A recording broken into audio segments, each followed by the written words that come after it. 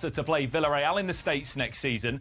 Masters also says he's unable to shed any light on when the outcome of their legal case against Manchester City will be revealed. To matters on the pitch, though, Jack Grealish says he's relishing playing without fear for Everton. Danny Murphy's hopeful Grealish will play more of a central role for the Toffees rather than being stuck on the wing like he was under Pep.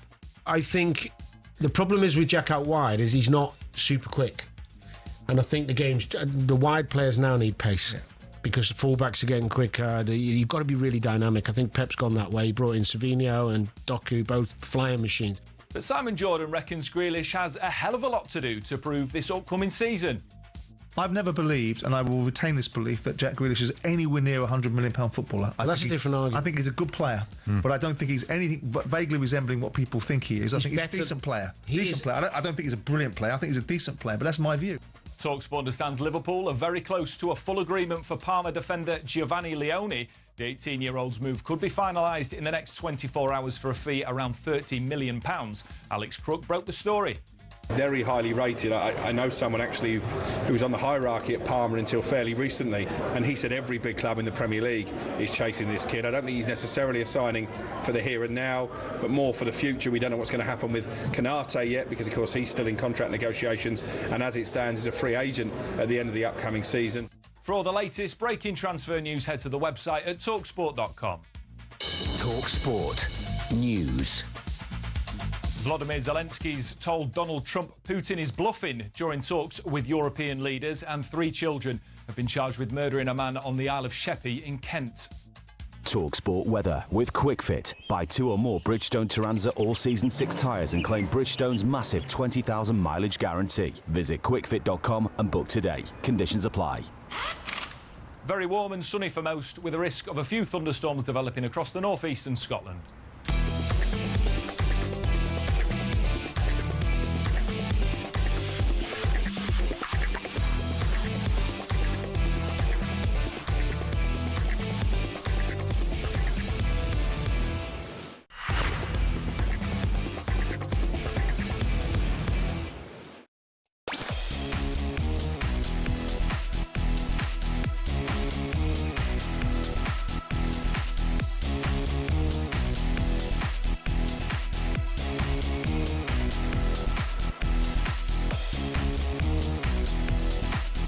Good afternoon, welcome to Drive on talkSPORT with me, Andy Goldstein. Guess who's alongside me? Can only be... Oh, what's his name? Oh, yeah, it's Darren here, by the way. It's Darren Bent. Darren here, by the way, you Darren Bent. said that. You right, DB? Yeah, the engine is here, the engine. Where? Where's the engine? Engine. Oh, that's you, is it? Yeah. You're bad. People are going to fall over. Mate. That's a fire hazard. It's a risk. What? No, behind you, your bags. No, my bag is Got your paddle bag. Imagine your paddle bag in this room. But we've got a show for you this afternoon with Liverpool opening their attempt at signing Palace's Mark Gurr. He will be asking whether he's an elite-level defender. Also, is he England's best centre-back right now? Isaac won't play for Newcastle, but he's not the only footballer refusing to play. How do we stop this epidemic in football? And we're building up. Big game tonight, the Super Cup. It's live on talkSPORT as Spurs take on Champions League winners PSG. And following Son's move to LAFC, we'll be joined by their co-president and general manager on our show. All that, plus Kevin Atcho joins us for Drive Worldwide. And we'll head to Saudi Arabia, head of our live commentary of Atuma against White. He's got a new nickname, by the way. This is Drive on talkSPORT. You can get involved by picking up the phone 03717 223344. delicious radio. It is delicious radio. DB, how are you? You're right, you good? It's lovely to see you. I should say I'm very excited about tomorrow's show, even though I'm excited about today's show. Tomorrow's show, weather permitting, although the weather's a bit nuts at the moment. It's raining at the moment. Tomorrow's meant to be about 94 or something like that. We are on the 14th floor. We're outside. It's a little bit like Question Time meets a football show. It's you, me. We've got a whole host of talkSPORT names joining us. And we've got 40, 50, 60 football fans coming up. 40, 50, 60. I mean, that's a... Well, we don't know how many's going to turn up, right? Because What's minimum? Oh, minimum 40. Okay. Right, well, I think what you do, it's a little bit like when you book a hotel room. They overbook, right? And then when you get there, it's like, oh, yeah, it's fine. You can go in. So I think we've got about 60, maybe more people coming. But some people, obviously, they wake up in the morning and not well, they can't get there, they've got other plans. So we overbook. Just 100 people turn up. We've got about 200 people coming tomorrow. Yeah. Anyway, so we're up there. So tomorrow's show will be unbelievable. And, get this, free booze for everyone. From 5:30, you can start drinking. Not you and I, because we're pros. Well, I was about to say, I'd like to think that you're not going to be doing that. No, I won't be doing that. But how good's that? That'd be a great show. Yeah, it's always incredible. Today's going to be a great show. What, today? Yeah, how's your knee? Knee update. If you don't know what I'm talking about, Benty was on holiday, slipped over, tried to throw one of his kids in the pool, slipped over, smashed his kneecap. Don't start the rumours. What'd you do? I slipped running around one of the kids. Oh, right, okay. But Which one, your favourite kid or the other one? Oh, anyway. It was, yeah, it's all right. It's a bit awkward. But you know what? Today's the first day, though. Yeah. It started to feel a bit freer. Okay, why are you burping? You've had some, what'd you drink? I didn't burp. Yeah, like that. No, like you've had a Red Bull, you've had a fizzy drink. No, lost breath. Oh, fine, okay. So, yeah, it's... Today's feeling better? Not better, but it's a bit freer. Oh, okay. Stitches out tomorrow? Friday. I'm ready to go, man. Mate, you can't play paddle. I'm ready to go. You just got to calm it down with your... How are you? I'm really good. I'm tickly, but I didn't know how to dress today. I don't know if you put a jacket on or a shacket or a t-shirt. t-shirt. Very mixy-matchy. I know, because I don't know what to do, because the weather's nuts. I left home this morning, it was warm, but not sunny. I look out the window, it's raining. Yeah, okay, yeah. A bit all over the place. I think what I do, I dress for the way home. That's what I do. Yeah, it's weird, that. I always find that a bit weird. What? That I do that? Yeah, or... because this time of year, it's always warm when you go home. And you spend 90% of the time on the underground. I know, but then... Which is hot. Yeah, I know, but when you sit on the underground's quite vile. It's quite dirty. It's quite disgusting. The last thing I want to do is sit there, my arms touch stuff, so it's better to wear... I'm thinking of inventing something. How about this, right? I don't know if this is an invention needs to be... It's something like... I haven't got the name of it, but it's called something like... Oh, brilliant. The bottom cover, right? And what you do, so like a square sheet of plastic. You know, like the plastic you put in your bins at home? Yeah. What's that called? That's just, like a black bag? Yeah, like a black bag, right? Yeah. Oh, right? A white bag. Right? It's made... bag. Yeah. Bag. Oh, this is a talkSPORT. Right? And it's like a square. Yeah. And you carry like maybe 30 of them in a packet, like a packet of tissues. Yeah. But when you get on the underground, you take one out and you just put it on the seat and then you sit on that. Okay, can I ask a question, please? Because the seats are so disgusting on the underground. Honestly, I've seen some... How about that? I've seen some nastiness on them seats. But what stops you just get, I don't know, loads of carrier bags in your hand, and then just when you get out, put out your bag... What do you mean low? Okay, how many carrier bags are you taking home?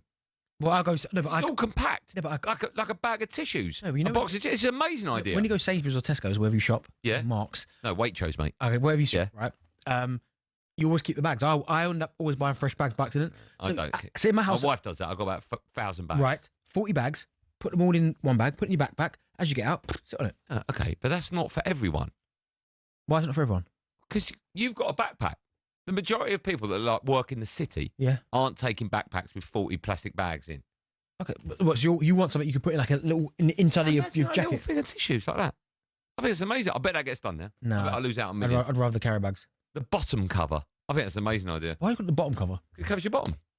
What would you call it? Go on. Come on. What? What would you call it? Quick. Seat cover. That's what, isn't it? You've used my cover. yeah, bottom cover. It's covering your bottom. Covering the seat. It's a great idea. Do you know what I'm going to start, mate? If anyone out there can help me manufacture them, we'll split the profits. No one's going to do. No one's doing. Of course they will. It's a great idea. No, it's not. I'll tell you what is a great idea. Our show. I don't even have to borrow the running order there. You're out there. My phone's there. You hear that, right? A bit later. Saw my phone's there. Shouldn't be out on show, should it? A bit later on. Oh, we're talking about Son. He's gone to LAFC, and we've got the general manager of LAFC coming on the show. That'd be good. We'll talk about footballers refusing to play football. That's your breed of people. That is footballers. All the same you are. And we're looking ahead to the Super Cup tonight. What a massive game. I think that is a big game. I mean, Spurs, here's a question for you. We'll talk about this later on, right? What's bigger for Spurs? If you could give a Spurs fan now, the Super Cup, give it to them. Super Cup. There you go, you've won it. So it's a trophy already. Yeah. Or 7th. Bearing in mind, 7th gets you back in the competition they've just won. Oh, yeah, 7th and another trophy. No, mate. Yeah. Super Cup. Well, yeah. Super Cup. Yeah, winning the Super Cup, another trophy, and finishing 7th. They'll take that. No, which one? I'm not. Why would I offer you both? Okay, give me. Do you want both? No. Give me the Super Cup. Yeah, I agree with you. Super Cup's bigger than 7th. Yeah, give me the Super. I agree with you. We'll talk about that a bit later on. Spurs fans, you can get dialed in now. Yeah, but it's different for different clubs, though. Yes, it is different. You're right. As an Arsenal fan, I think you'd rather take the Super Cup than 7th. Yeah, because it means we'd have won something. Yeah, exactly. Yeah, so yeah, we'll take that. Okay. But I think all clubs, right? All clubs. Getting a neck ache already looking at you like this. Yeah, it's a bit weird. I'm not quite understood the dynamic. I think all clubs would take 7th. You can't sit like that. Sorry, all clubs would. You can't sit like that. I can sit that one. Look at the camera. I don't care about that. I'm making a radio show. Look at that. Yeah, I think turn your cameras round. All clubs would take a Super Cup over 7th. All clubs. Trophy, mate. Beginning of the season, Super Cup. Beating PSG.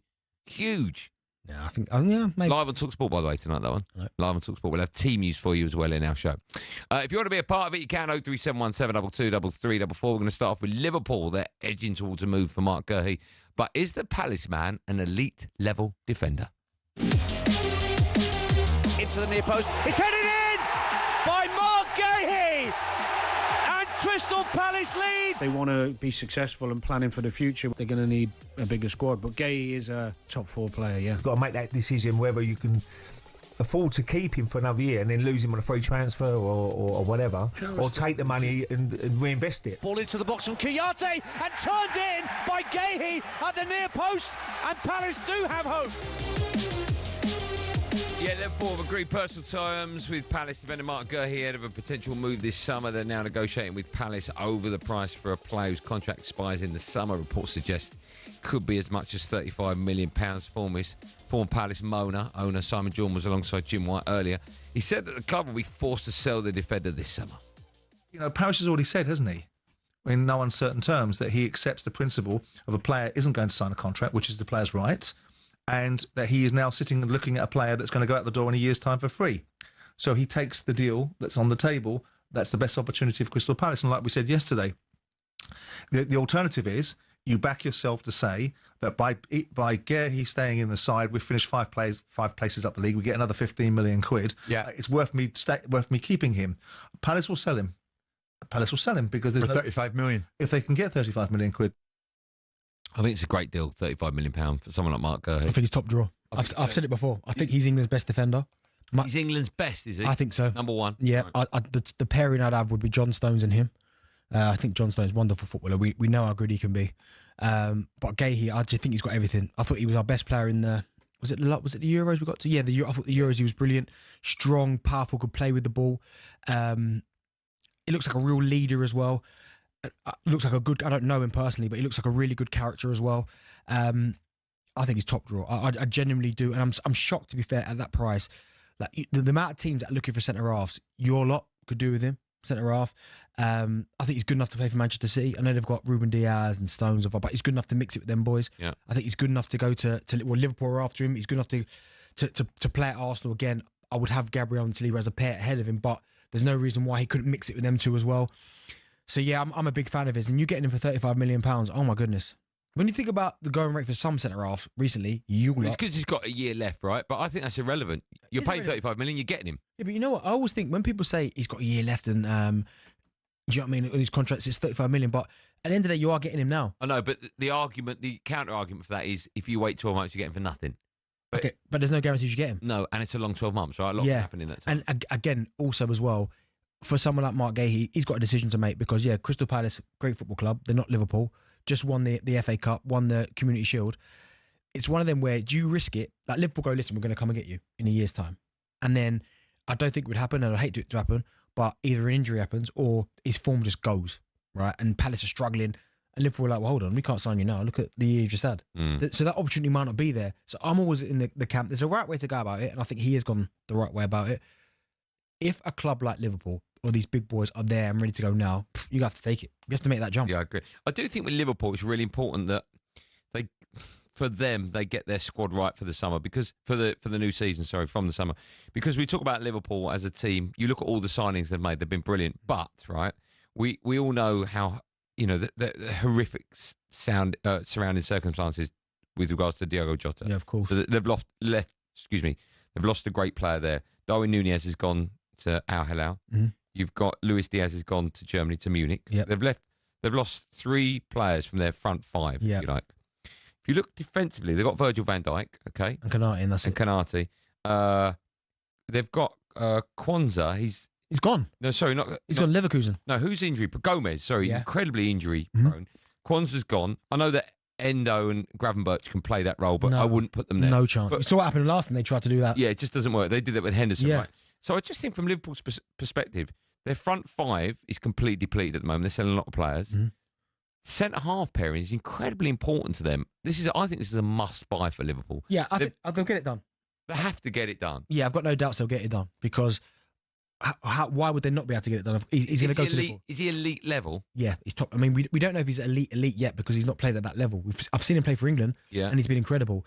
But there's a bit of a different expectation when you're playing for Liverpool. Do you know what I mean? Liverpool winning Premier League, winning Champions League, getting to Champions League finals. I think he's top level. I really do. And you're right, because Gakpo is left up top. Yeah. Obviously, Salah, he speaks for himself. Yeah. But Salah, you don't know. Listen, you sort of do know with Salah, but there must be a season where Salah can't keep doing what he's doing. Ronaldo, Messi are. Yeah, but they're not doing it in the top leagues anymore. No, but even Ronaldo, when he got, do you know what I mean? Yeah. And these guys look after themselves. But Yeah, I know they do, yeah. They've got Wirtz. Forgot about him as well. Brought him in as well. Yeah. So they've got options. It's a TK as well. Unknown, right? You're not sure on him, are you? I'm not sure at all on him. So I'm I not think he's sure at all. decent. I'm not sure on yours either as well. What do you mean? Oh, Gyökeres. Gyökeres, yeah. Nah, he'll be fine.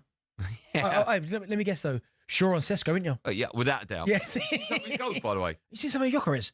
No, doing it rubbish. But no, yeah, I think Gay is top quality, Okay. top quality, and I think he'll. There's no doubt in my mind that if he goes to Liverpool and he gets his opportunity, he takes it. I agree with you.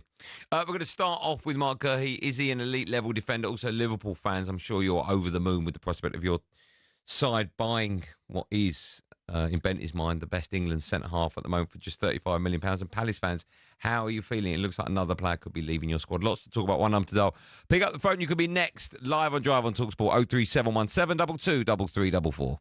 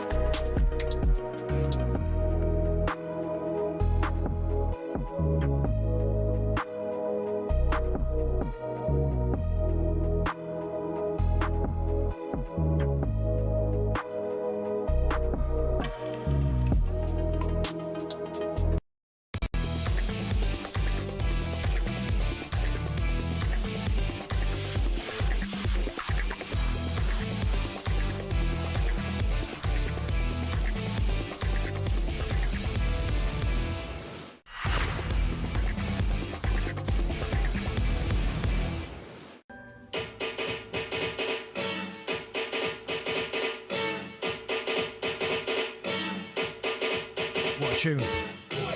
Oh, tune. Prince. This is Prince. No. Is it not? I want to say, right? Who's it? Bill Biv DeFoe, I think. Just say it. If that's what you want to say, just say it. Hey, Jack, am I right? You see, Jack? Yeah. I was right, yeah. It's your driver talk sport with me, Andy Goldstein Darren Bent. You know what this is from? Do you remember a film with Bruce Willis called Last Boy Scout? Yeah, of course I do, with Wayne's brother. Damien Wayans, yeah. and Halle Berry. Okay, nice. Remember that? What do you mean, okay, nice? Yeah, great film. Great film, right? Yeah. Bruce Willis, a legend, isn't he? Yeah, proper. Brucey. Proper superstar. Did I tell you about my Bruce Willis t-shirt? Probably. What do you say like that for? It's so rude. It's not. You told me about you. Imagine that. Imagine your wife said, "Oh, have I told you?" And you go, "Probably, tell me." Yeah. What? Okay, what's the story? About the t-shirt? Yeah, go on. I can't remember that, but you told me. You were talking about Halle Berry when you interviewed No, her. it's not about Halle Berry, no. Did you interview her? Yeah, but my t-shirt is nothing. Go on, tell me. I don't know if I want to say now. No, I'm sure you told me right now. Last time I went to Disney World Yeah. in 1996, Mhm. there was a store that sold movie memorabilia. Yep. And all my mates were like, I know you love Bruce Willis. You can buy one of his great t-shirts up there from the film The Colour of Night. Do you remember that? Awful film, Bruce Willis. I don't remember it. You don't remember it? Awful film, right? And I was like, I'm not. It was something like $160, $175. I can't remember. It was random. It's under $200, right? Yeah. I think. Great t-shirt. Just a grey, plain Calvin Klein t-shirt. Yep. In a frame. It's all framed. And I went, I was 20 or something. Oh, you wore the shirt. I don't know. I told you the story. Go on, carry on. So anyway, the problem with Disney is you don't need a credit card. Everything's on your door card. Yeah. This was back then, right? So you can pay for everything. You know, I woke up in the morning and I looked down, and on the floor in my room was a broken frame. Yeah. And I looked down and I was wearing the t-shirt. So I got it right then. So, well, you could have worked it out, but I bought it, Yep. smashed, and then smashed it, and then put it on, gone to bed. What? Pardon? Smash. Do you know what story? Let me, Well, it is because you were so rude. Because you were so rude. Let me write that down. So can you tell me again, please? So. Let's throw it you. No, seriously. Can you... I tell you what. No, seriously. I don't like your attitude. No, one more. Well, thanks, Jack. Right, I'm not coming to your wedding now, Jack. One more time. Could you just tell me that story again? It is a good story, actually. You tell me a better story. So, woke up. Was you drunk or something? Was it? Woke up. Yeah, go on. Drunk. Finished? Frame Right, smashed. I'll tell you what. I'll tell people the stories I've got to put up with you. Yep. What was the story you told me at the lift? When you were really excited about? Oh, I found a paddle court 2 metres away from here. That's what I had to put up with. No, seriously though. Woke up. Still to come. You won't wake up in a minute. Still to come. We'll be joined by LAFC co-president and general manager John Thorrington to discuss Son Heung-min joining the club. Just quickly, Newcastle there in advanced talks with Villa to sign Jacob Ramsey. That one surprised me. That. What, the fee? Not the fee's quite small. Yeah. But also that Villa would. Why would they let him go? Yeah, he's a good player. I really Very like good him. player. Very good player. Yeah. That does surprise me. A bit of breaking news this evening. talkSPORT understands Mark Gahey remains content to see out the final year of his Palace contract and leave on a free next summer. That's what I was saying to you. I don't know if he'd be content. Wow. Well, I suppose him being content is all to do with the amount of money he would get from Liverpool Yeah, so if he signed on for free. Here's my question to you. You would know the answer to this. If Liverpool are prepared to pay round about £35 million for a player, and then that player sees out his contract, so can leave for free, so Liverpool are saving £35 million, how much of that will he get? It depends. They'll have to negotiate, but he'd get a nice. He wouldn't get the whole 35. Right, but you get what? Roughly what sort of amount of money? Depends. 10, 15 maybe. Could be. Might be more than that. Are you serious? Yeah, but there'd be clever ways to do it for sure. Yeah, I bet there is. Hide it in a shoe or something. But he says he's content because he's in a win-win 15 situation. million? Either goes now, gets more money and goes to Liverpool, or he waits, gets more money and still ends up going to a top club. So he's in a win-win situation. 15 million if you go on a free. That is disgusting. Why? Why? Why is it disgusting? He's a good player, right? He's very good. He's a very good player. But if someone like, it sounds so rude, but I don't mean. Because you are rude, God. No, but he's not proven yet, right? In my head, if you're giving £15 million to a player, they are proven. They're one of the best in the world. But I just think football's nuts at the moment. Yeah? Yeah. No, you're ex-footballer. I'm not in your camp. Jesse is a Liverpool fan. Joins us now. Hi, Jesse. Hello, mate. How are you? I'm good, man. How are you today? Yeah, all good, thanks. All good, thanks.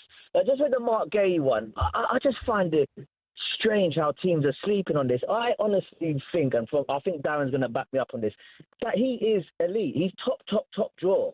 You know, he went to England. He made a statement for himself playing. I think now he's the first centre-back for England starting. And the only thing that I think about with that one is that he doesn't come to sit on the bench for Liverpool. And Konate and Van Dijk are very strong partnership together. Like you're talking about with Saliba, and Gabriel playing together. They're a very strong partnership. So Mark Gay coming in, where does he fit in with that?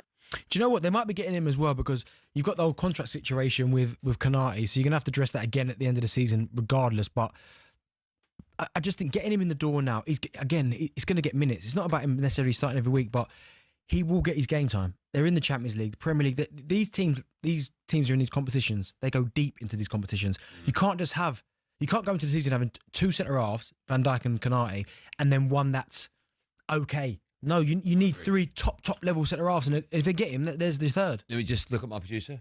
Can you see me? Yeah. Can I take one more? He says, yes, you can. Gary's up next. He benefits. Hi, Gary. Hello, lads. How are you? I'm fine, thank you. Mark Gay could be one incredible signing. You think so? Yeah, he's still at an age where he can learn off the other two. Yeah. Does he start for you? Well, you'll get a minimum of 25 games, I think, at all the competitions that's going on. For 30 million, you can't argue for an international player, and I'm surprised nobody else has got it for him. But does he start? Is it Van Dijk and him, or Van Dijk and Konate?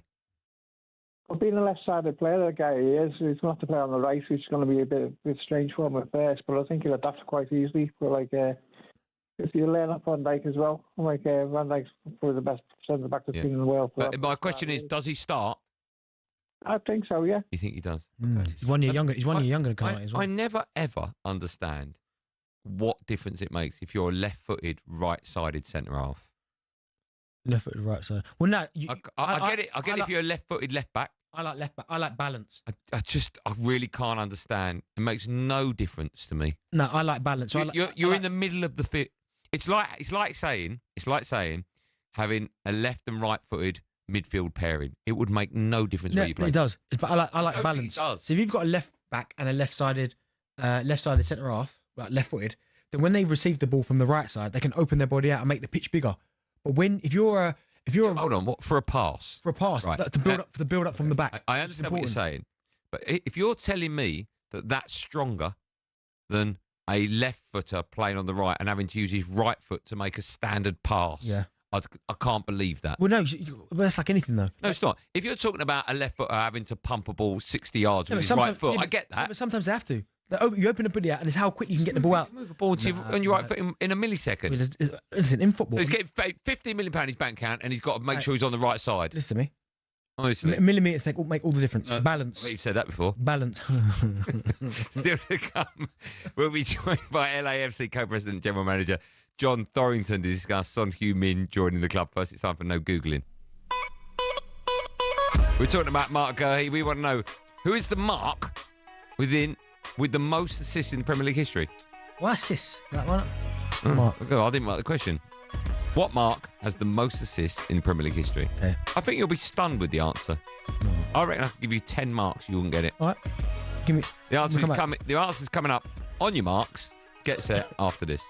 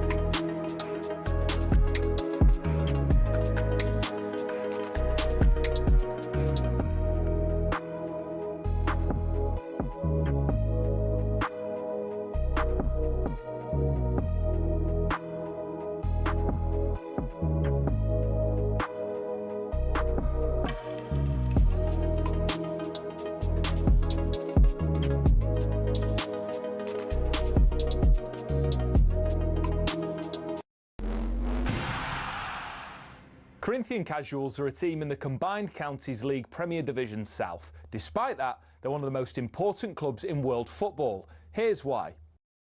The club was formed in 1939 as the result of a merger between Corinthians FC and Casuals FC. Now, Corinthians FC were founded in the late 1800s when the FA's top brass were absolutely sick of getting pumped by Scotland every time they played them. As a result, Nicholas Lane Jackson set up an amateur side which would bring in the best players who could all play for the national side. And it worked. It wasn't long before England were dominating the international fixtures they played, and it was largely down to Corinthians. In fact, in 1894 and 1895, they played consecutive games where Corinthians provided the entire England 11. But the thing is, the players refused to play professional football. They didn't believe in it. They wanted to spread the values of sportsmanship, competition, and played for the love of the game. It also helped most of the players were Oxbridge graduates who didn't need the money, but instead of entering league and cup competitions, they played exhibition football and toured the world, bringing the beautiful game with them. Think of it like the Harlem Globetrotters of football, and it was this which spread the game throughout the world and made it so popular. Most famously, in 1910, they travelled to Brazil, and the locals in Sao Paulo were so impressed they started their own team under the same name. Yes, the same Corinthians who won the FIFA Club World Cup in 2021, one of the biggest clubs in Brazil.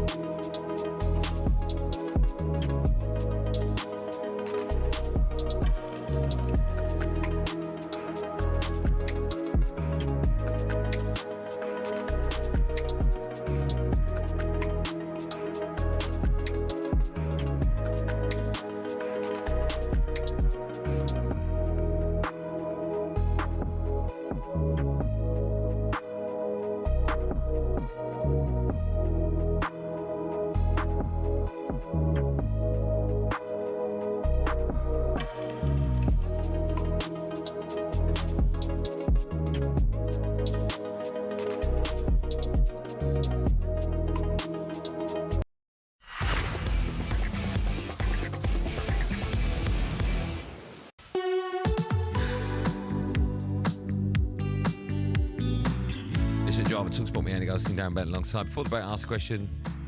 Name the mark with the most assists in Premier League history. Do you want Viduka. No. I'll give you a clue. His first name. It's Mark. Yeah. I haven't written it down. Usually I write my little clues down. No. Who do you play for? West Ham. Only club. Mark. Mark Noble. Yeah. Has he? Yeah, how many do you think? I was really surprised about that. I'm actually surprised 30. The number's quite low. Okay. 35. Yeah. He was a CDM, wasn't he? Holding midfield player. Don't start using that language on this show. CDM. Soft block. CDM. Low block. No, mate. That's people. Soft nine. PlayStation. Soft nine. Soft nine. No, but yeah, you're right. People should send it. Do you have access to all the texts that come in? No, because we haven't. The keyboard doesn't work. Right, okay, fine. Forget what I was going to say. Still to come, we're asking if transfer fees in football are going a little bit nuts. But now Spurs have named Christian Romero as their new captain today, following the departure of Son Heung-min from the club. He, of course, made the move to USA to join Los Angeles FC earlier this month and made his debut as he came on in the 61st minute of their 2-2 draw with Chicago Fire on Sunday. Let's find out more about this and how the move came about as we're joined. I'm delighted to say we're joined by the LAFC co-president and general manager, John Thorrington, joins us. John, good afternoon. Well, good afternoon to us. I'm guessing it's good morning to you. You would guess right, yes. Good morning, good afternoon. How are you, sir? Thanks so much for coming on. Are you well? You look good? I'm very well, thanks. Yeah, how are you? I am very well. I'm very excited you're coming on, actually, because we've got a lot to talk to you about. Let me first ask about how the transfer came about, because I was reading that Son admitted that your club and his club now wasn't his first choice, but he spoke to you and you convinced him to join. What did you say to him? Well, I'll first start by saying Sonny has this unique ability to make me look overly flattering, in over-flattering words and making me look good.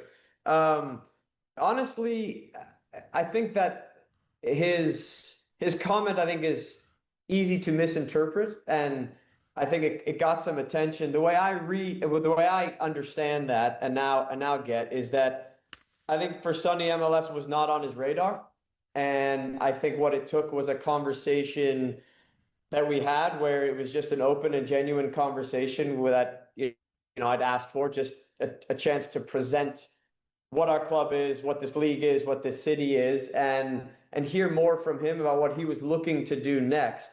And I think after that conversation, I sensed there was alignment there, and obviously he had no shortage of options. So I was just grateful for the chance to, not sell snake oil, but just to genuinely present who we are and why I saw this and we saw this as a great opportunity for him as well as for us. And thankfully that landed softly with Sonny, and here we are. But this was, not a word of a lie. The seed was planted in my head in 2016, which was the first time I'd seen him live. And it's been a conversation that obviously picked up over the last few months. And we're just grateful to see this seed that was planted many, many years ago bear fruit and is now our reality. Well, of course, him coming to your club, LA, one of the best cities in the world, spent a lot of time there myself. From a commercial impact, obviously he was huge for Spurs across the globe. How big could he be then, coming to your club in LA, obviously the fashion capital of the world? How big could he be there? Yeah, I mean, I think time will tell. I think we have a tremendous commercial team here that's built a great business here at LAFC that enables us that affords us these opportunities. And as smart as that team is, I warned them, I think this will be bigger than we can imagine. And I think we've already seen with the global attention, and I think obviously it's understandable that our Korean market and Koreans around the world have this affinity to Sonny, which is understandable, but he's really global. He's an icon. And I think that word gets thrown out a lot, but I actually think it's true in his case. And so what we're seeing in this global attention, cities across the states, and the global traction that this move has received, I think we will be pleasantly surprised at the scale that will exceed, I think, very high expectations. I think this is now the second week we're going into where we're not just talking about the highest selling football jersey in MLS. We're not just talking about the highest selling football jersey, but it is the highest selling sports jersey of any sport in the world right now, which is phenomenal to just try to wrap your head around. Sorry, can you just reiterate what you're saying? Whose jersey? Not Sonny's. Yes, Son. You're talking about Son's? I'm talking about Sonny's. Yeah. What, more than Messi? Right now, yes. Wow. Sorry, Heung-min Son's shirt is the highest selling shirt in world football at the moment. So if you take from when he signed at LAFC to now, he has sold more jerseys than any other athlete in the world. That's amazing. That's incredible. That's amazing. Let me ask you so that. That's the scale of this, right? That's huge. Let me ask you, John, on the back of that then, because I think you paid round about £20 million for Son, which is a huge fee. I think I'm right in saying, correct me if I'm wrong, but it's the biggest fee in MLS history. Is that right? That is what people are reporting. Okay. Yes. You got a smirk on your face.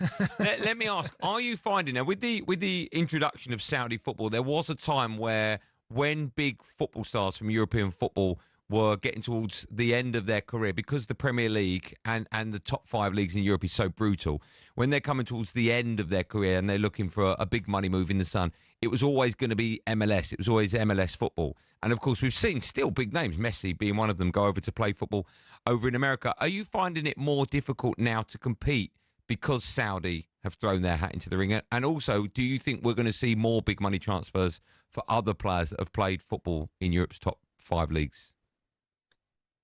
Yeah, I think it's a fair question. What I would say, how we look at it, this is LAFC, is we're not going to compete in the dollars. And despite the figures that are being thrown around, I'm fairly certain that Saudi would have done much more. And we don't compete on dollars. What we do compete on is the opportunity, the competition, and the other things that I think are unique to LA and our league. And so I don't think Messi and Sonny are necessarily repeatable because of their stature in the game and the commercial interest they have.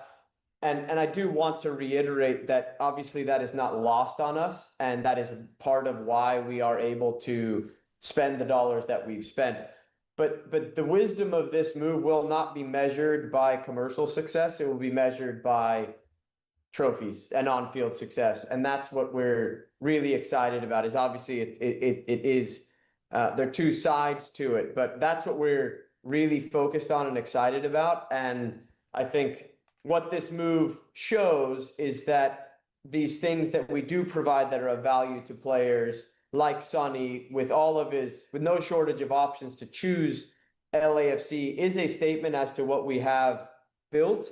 But I think what's really exciting is now how high a ceiling can we now have with Sonny on board. I mean, I think Andy asked it at the top about, of course, he admitted that it wasn't his first choice, but you convinced him. But also as well, how big was Hugo Lloris? Because those two teammates for such a long time, shared great times together. He's obviously your goalkeeper. Did he play a big part as well? I'm glad you asked the question. And I will say it was not his first choice until he was better informed about what this was. And then it became very clear. And I will be clear, if we were not his first choice, there is no way this move happens. And I think I give credit to Spurs as well, that they understood that this is what Sonny wanted, and they ended up respecting that wish despite other options, not to mention keeping the player. To get to the second part of your question, with Ugo, I invite our players to get all of the information that they can. I think the way these moves work is the better informed your decision, the better this will go. And so from that first conversation, and I'm also close with our players, so I knew how excited Ugo was at this possibility. And I encouraged Sonny to reach out to Ugo simply because I can speak from my seat as a former player, but it's a different perspective. And I think for a player to be able to hear from a former captain, a former teammate, what it is really like here, I saw that as hugely helpful. And I do think that helped convince Sonny all the more that this was the right step for him. You know, I'm just thinking, John, it'd be better from your perspective if maybe you sent me and Benty over for a week and we did a couple of drive time shows from LA. If you can help with this evangelization, it would be fantastic. You're more than welcome. Okay, I don't know what you just said, but yes. Just a quick word about your season so far. I know you won the Western Conference last time out. You're currently 5th this time round. I was going to ask what your aim is this season, but I'm guessing it's to win it again, right? Always. And I don't think that is an illusory target for us. I do think we have a team, particularly with Sonny and some of the other additions we have made and are likely to make. I think we have a group that is poised to make a really strong push. We qualified for the Club World Cup, which put a pause in our season. We weren't preparing for that because that was a last-minute thing with a qualification match that we didn't know was going to happen until a few weeks before. So no excuses. I would sum up our season as we are not satisfied with where we are. We don't think we've fulfilled our potential to date, but we're confident that will change. John, just quickly, an interesting answer actually from my next question from you, because over here we viewed the Club World Cup, a lot of us, not all of us, as a bit of a nothing tournament, a tournament we could have done without. We didn't really take it seriously as football fans, unless, of course, you're a Chelsea fan. Must not be a Chelsea fan, then. Yeah, unless you're a Chelsea fan. I was just wondering how you and the American audience viewed that competition. Yeah, good question. It was something new, and what I would say my one regret is that because we qualified late, we weren't able to play our matches here in the States. In LA, which would have been hugely different experience for us because, I mean, you guys would know our country is so big that as best our fans could at last minute travel to Atlanta, that's like you guys flying to Russia. So it's really difficult. So that's one thing that we didn't get that same experience as Miami and Seattle did. But I think it was a really great learning experience in preparation for the World Cup next year. But for us, we took it really seriously, and we unfortunately fell short. Well, we played Chelsea and played against some really strong competition and unfortunately fell short. For us, it was an amazing opportunity to compete globally, because we don't often get that chance outside of our region and our own Champions League. And I think the tournament grew with the attention throughout the tournament. I think definitely grew. I think what we saw is it got people excited about what the World Cup can be, provided we learn the lessons from, I would say, some of the negatives that we saw in the tournament. John, listen, a real pleasure, genuinely. Thanks so much for coming on. You've got a wonderful player in Heung-min Son. I know he's loved over here by football fans, and of course Spurs fans adored him, and his link-up play with Harry Kane, I think it's the best partnership we've ever seen in Premier League history. So you've certainly got a great player there. And we wish him all the best from us over here as well. And hopefully we'll chat to you again in the future, John. Thanks so much for your time. Sounds good. You guys are welcome in LA anytime. Okay. Thank you. That's legally binding. We'll be over in a couple of weeks. Thanks, John. See you guys. Thanks, man. I think he's going to do really well over there, Sonny. And the fact that he just told us that it's the highest selling Mad, shirt. isn't it? Yeah. Unbelievable fact that is, right? Do you know, I find it hard to believe. Because not everywhere I go, but a lot of places I go nowadays, I've never seen any MLS jerseys over it. I see Messi, that in Miami shirt. Going to be over in Asia, right? Oh, it'll be huge. Yeah. And I think it just means in the period that they put the first shirt up to now, in that small time frame. Producer Joe, can we get on the phone to some kind of travel agent and book those flights? Drive Time coming live from LA all next week.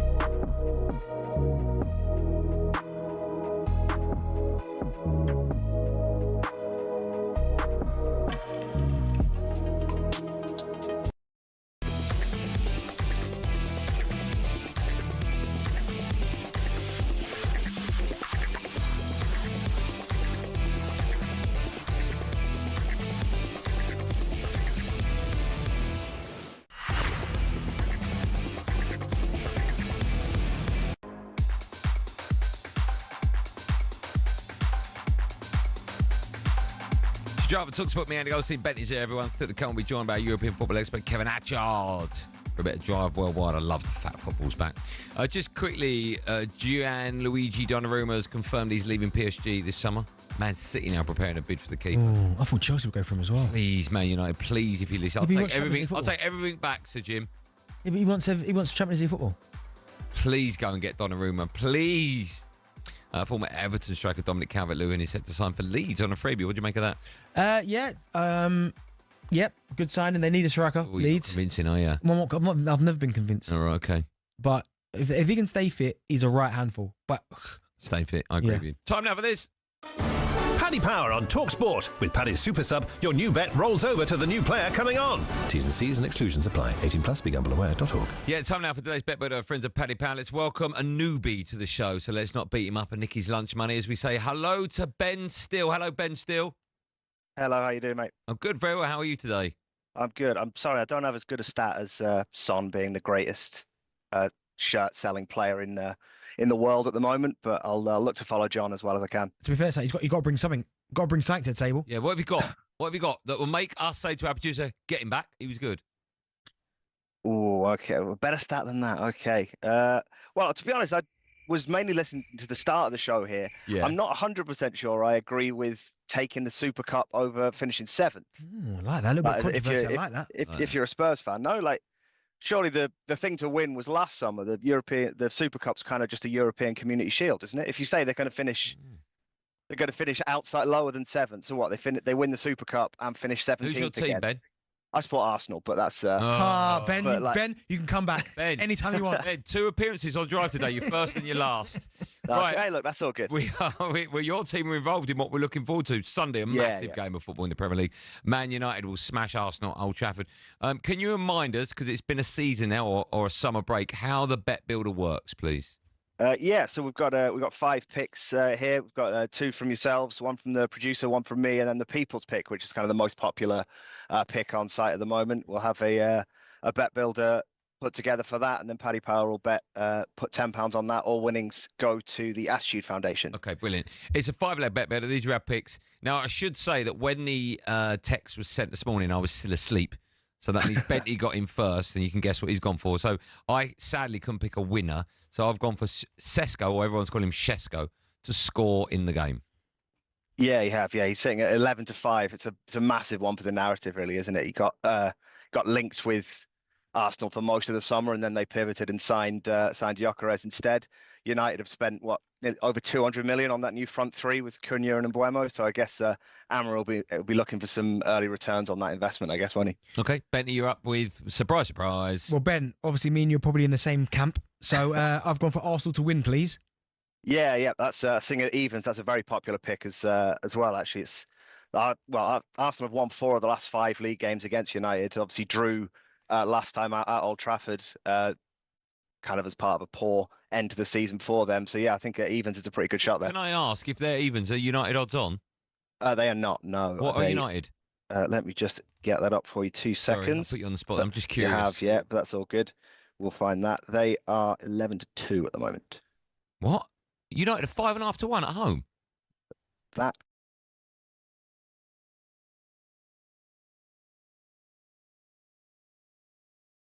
That's me reading the wrong paper. Nearly 3. Yeah. That's amazing. Okay. Yeah. Next up is producer Josephine. He's gone for over 3.5 goals. He has. Yeah, that's sitting at 2-1. So a pretty big price for that one. But again, to go back to that investment, United have spent over 200 million. Arsenal have spent another 120, 130 on Gyökeres and Madueke. I think you'll need to be seeing returns for that from those guys, won't you? Okay, 3 down, 2 to go. Next up is you, the Arsenal fan. What have you gone for? Yeah. Look, there was only really ever going to be one guy for me. It's Bukayo Saka to score any time at 23-10. He's the main man for Arsenal. We're looking to start the season strong. Obviously, last season was a bit patchy. Got injured, came back. Was he fully fit at the end of the season? Arsenal's pre-season form has been iffy at best, I'd say, but he's got himself a couple of goals, including one in the Emirates Cup on Sunday. And the last one is the people. What they're going for? He is, yeah. Well, they've gone with the other big sort of summer signing up front, Victor Gyökeres, to score any time at 11-10. Is he the answer to Arsenal striker problems? There's been a lot of chat about that, but we'll guess we'll wait and see. I guess the big thing around him has been there's a lot of talk about how he got so many of his goals against the teams in the bottom half of the Portuguese league last season. But then, look, United finished 15th last year, so maybe that's not too much of a problem. Right, no one asked you for your views on that. Just give us the odds. Before we let you go, can you just confirm the Bet Builder insurance, the odds and the value of the charity bet one more time, please, Ben? Yeah, sure. Yeah, so that's Arsenal to win, Benjamin Sesko to score, Victor Gyökeres to score, Bukayo Saka to score, and then given all of those scorers there's also over 3.5 goals. That value is 28 to 1. There's also a free bet builder available on this game for punters on Paddy Power. We'll be placing a £10 bet for charity, which should be returning £292, including stake when that comes. Well, when that hopefully comes in. Fingers crossed, Ben. Very good indeed. We'll speak to you, I'm sure, in the future. Thanks for your time. Enjoy the game. I hope you lose. Well, I hope you do too. Yeah, cool. Okay. Have a good one, lads. See ya. Ben won't be coming back. He will. There you go. That's Paddy Power's Bet Builder for today. Minimum odds 25, but 18 plus. BeGamblerWare.org. Paddy Power on talkSPORT. With Paddy's Super Sub, your new bet rolls over to the new player coming on. T's and C's and exclusions apply. 18 plus. BeGamblerWare.org. Player power when we come back, and also is football gone a bit nuts? £150 million for Isak. I mean, £150 million. Where will it end? And also, reminder, Spurs in action against PSG in the Super Cup. A game you can hear live on talkSPORT later on tonight. We'll talk about that from 6 as we build up to that. And, of course, live commentary right here on talkSPORT. If you want to be a part of the show, you can by picking up the phone 03717 222 All of that and loads more coming up live on Drive on talkSPORT in seconds. Stay where you are.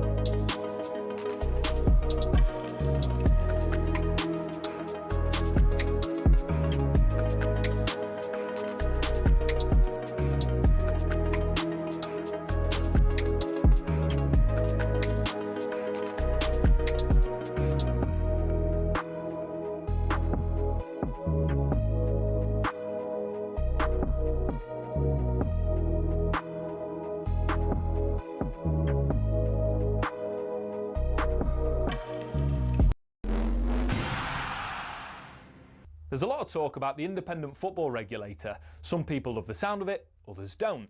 But what actually is it? And is it going to be any good for the game? In simple terms, it'll be an organisation not controlled by the Premier League, the EFL or the government, which will make sure all clubs are financially stable and don't rip off the fans. The aim is to make sure what happened to Bury, Derby and Reading doesn't happen again. Now, a significant reason clubs go under is because of dodgy owners financially mismanaging the club and running it into the ground. But in theory, these should be a thing of the past with the new regulator. They'll be able to use data from the National Crime Agency to perform stronger fit and proper persons tests and can even force owners to give up their stake in a club, which for certain supporters might be a welcome relief. It's likely good news for the EFL. The tension between them and the Premier League over a fair financial deal has been increasing in recent years.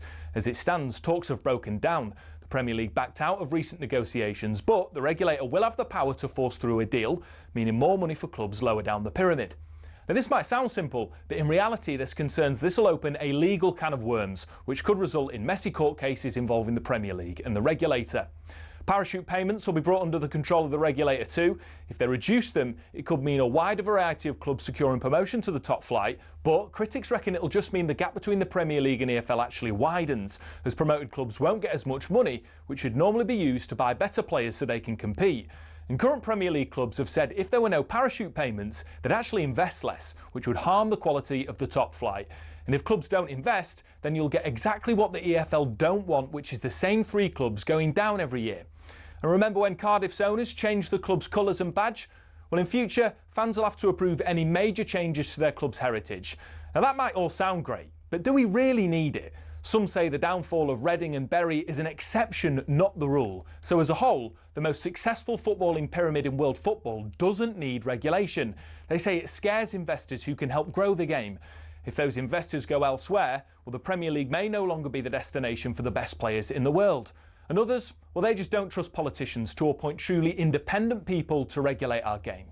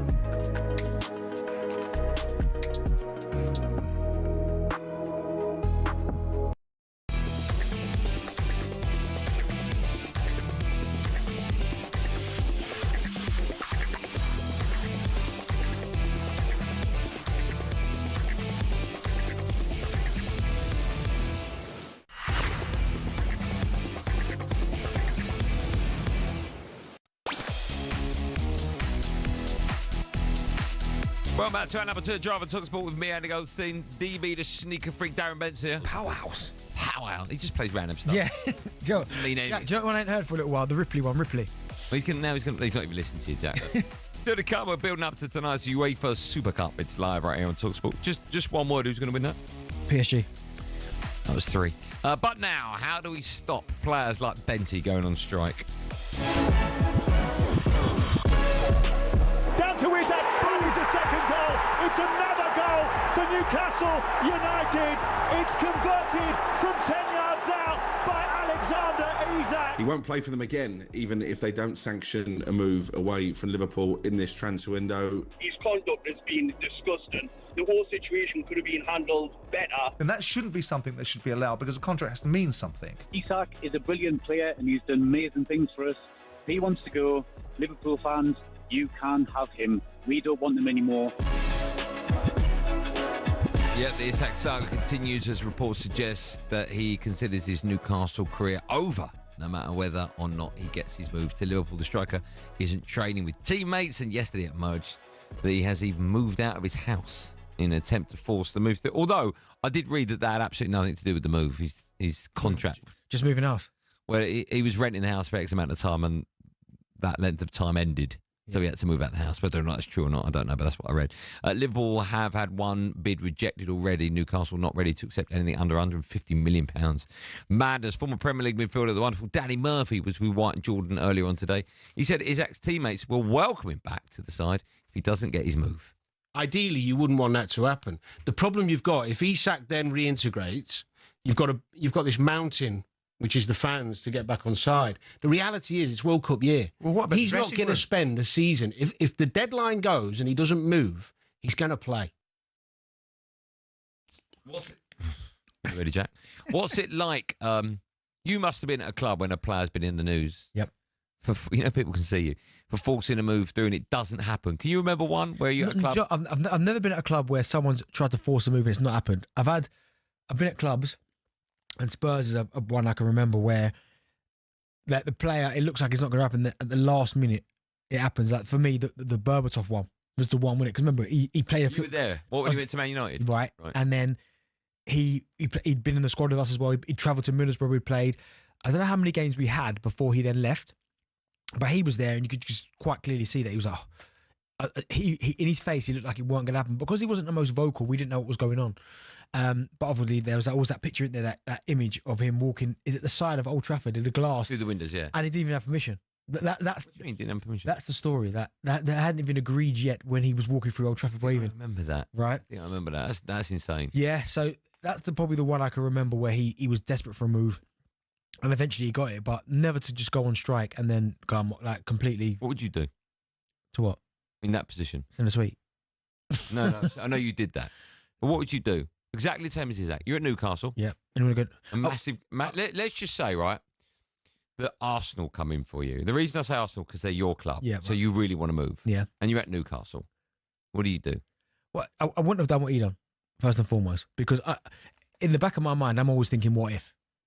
That's just me anyway. What do you mean, what if? So if the move doesn't happen, I want to be able to go back, okay, get your head down, score goals.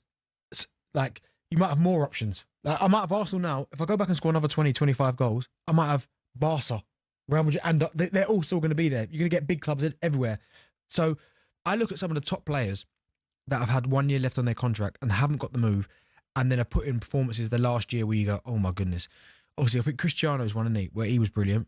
The one I can remember was Hazard. His last year at Chelsea before he went to Real Madrid, he was like man possessed. Yeah. That's the way to do it. I mean, he's at a great football club in Newcastle, right? It's not like he's at a team that's fighting relegation. He's desperate for the move. Like they're a good club, big fan base up there, fantastic stadium. You're loved, by the way, absolutely loved by the supporters. Just don't say anything. You can go, I want the move for obvious reasons. It's Liverpool, one of the best teams in the world. But if it doesn't happen, I'm fully committed to Newcastle. Get your head down, score goals. Then fans will welcome you you going with their blessing. They'll go, you know what? He was unbelievable for us. He's earned the right to move to Liverpool. It makes sense to us because he's going to a team that have just won the Premier League. But thank you for everything you've done. Every single time he goes back to St James's, gets a round of applause. They sing his name, all that. But for him to go out and refuse, he's completely undone all the good work he's done with that football club. Like the supporters who have now put him on a pedestal where he is like the man. Yeah. He will never, ever... There'll be supporters now. I don't know, mate. I don't know. No, mate. It's not support, like I was going to say supporters, but as humans, right, our morals, they go out the window once something happens that's good for us. No, yeah. It's very easy to sit here before the ball's been kicked and go, I can't believe he's done this. Let me tell you, if he scores the winner against Liverpool, if he plays and scores it, all is forgotten. No, I don't know if it is, but I mean... it is. No, it will never be forgotten. It will be forgotten. No, when I said it, they'll never forget. They might forgive him in terms of they'll cheer him if he's scoring goals. Of course, if I ask every Newcastle fan now to phone up and say, do you want him to play for you this season? Everyone says yes. No. They do. I bet you get someone that says no now. We heard one in the package. You won't. Oh, we'll ask him. You won't. But I think they'll never forget what he's done. They'll never forget that. But they'll forgive him if he's scoring goals because he's doing his job. But he'll never have that. See, right now, imagine, say before he did all this, say they were putting him up there with a Newcastle great, some of the greatest centre forwards to play for Newcastle. Yeah, you mentioned this yesterday. Right? The love they have for him, that affinity they have for him, where they look at him and, it's almost like he's a relative, yeah? He will never get that same feeling back from the Newcastle fans. Yes, they'll cheer him. Okay. Yes, they'll... Does he scores care goals. about that? Maybe not. Probably Well, not. obviously not. He just said he was off. That's what I'm saying. So he don't care. But if he's got to go back... Do you not think players should be sued? No. Why? He signed a contract to play for them. Yeah, I get that, but you can't sue him, can you? Why? He signed a contract. I understand that. But if he then says I'm injured, then what? Well, that's different. That would be... If you start introducing suing, they'll just go, they're injured. All right, and they'll be injured in I've hurt my back. Yes, so you can't scan it. Do you know what? Got a dead leg, but I'll tell you what, there's been a problem with my thigh for a while. Scan it, nothing. You lot are vile people, aren't you? Do you agree with what I'm on these, mate. No, I don't. You don't agree with it? No, I don't. Yeah. No, all footballers are going to do, you can't stop it, right? No, you can't. There's nothing you can do about it. Too much money, and they've got too much power now because it's almost like now they know. Well, I won't play them. I just won't play. And it's pointless forcing a player. No point because again, for instance, if Newcastle just went point blank, nope, he's not going, right? Even though he's made it very clear that he'll never play for them again, and he has to go back and play. You'll never get that. See, as it right now is a 10, isn't he? 10 out of 10 footballer, centre forward, incredible. if you force him to come back and play, you'll never ever get that same. The edge is gone. That little bit of edge that he had when he was hungry and wanted to show these Newcastle fans, show Europe, show the Premier League how good he was. You'll never ever get that back. There'll always be a little bit that's just reserved. Let me touch on the actual price tag just quickly. £150 million, right? Liverpool have had a bid of 110 plus add-ons turned down. Newcastle want 150.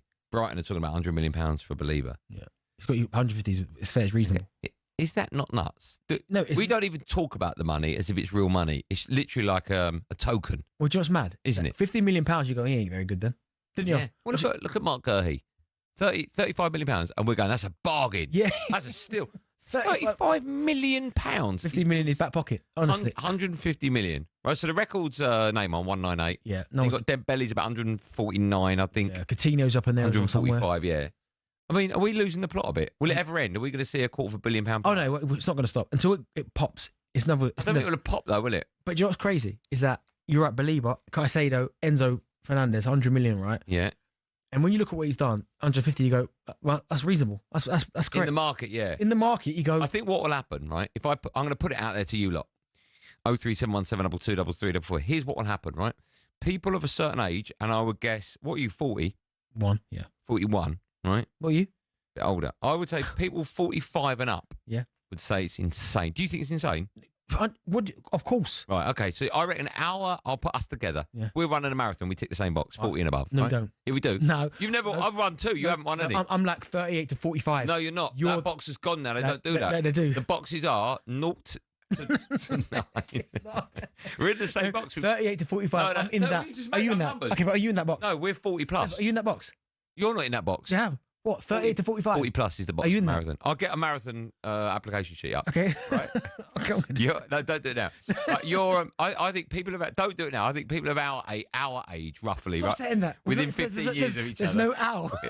I think they'll all agree it's gone nuts. But I think kids will go, that's just the going rate because they've grown up with mad prices. Money. Yeah. The transfer. I'm trying to think what was the first crazy transfer, and I went, what? I remember I don't remember the amount when Roy Keane went from Forest to United. It was something like I think it was like 4 million or 6 million, something like that. And he was on 55 grand a week, and it was like world's gone mad. Now look at it. I remember when was it Carroll went for 50? No, Torres went to Chelsea 50.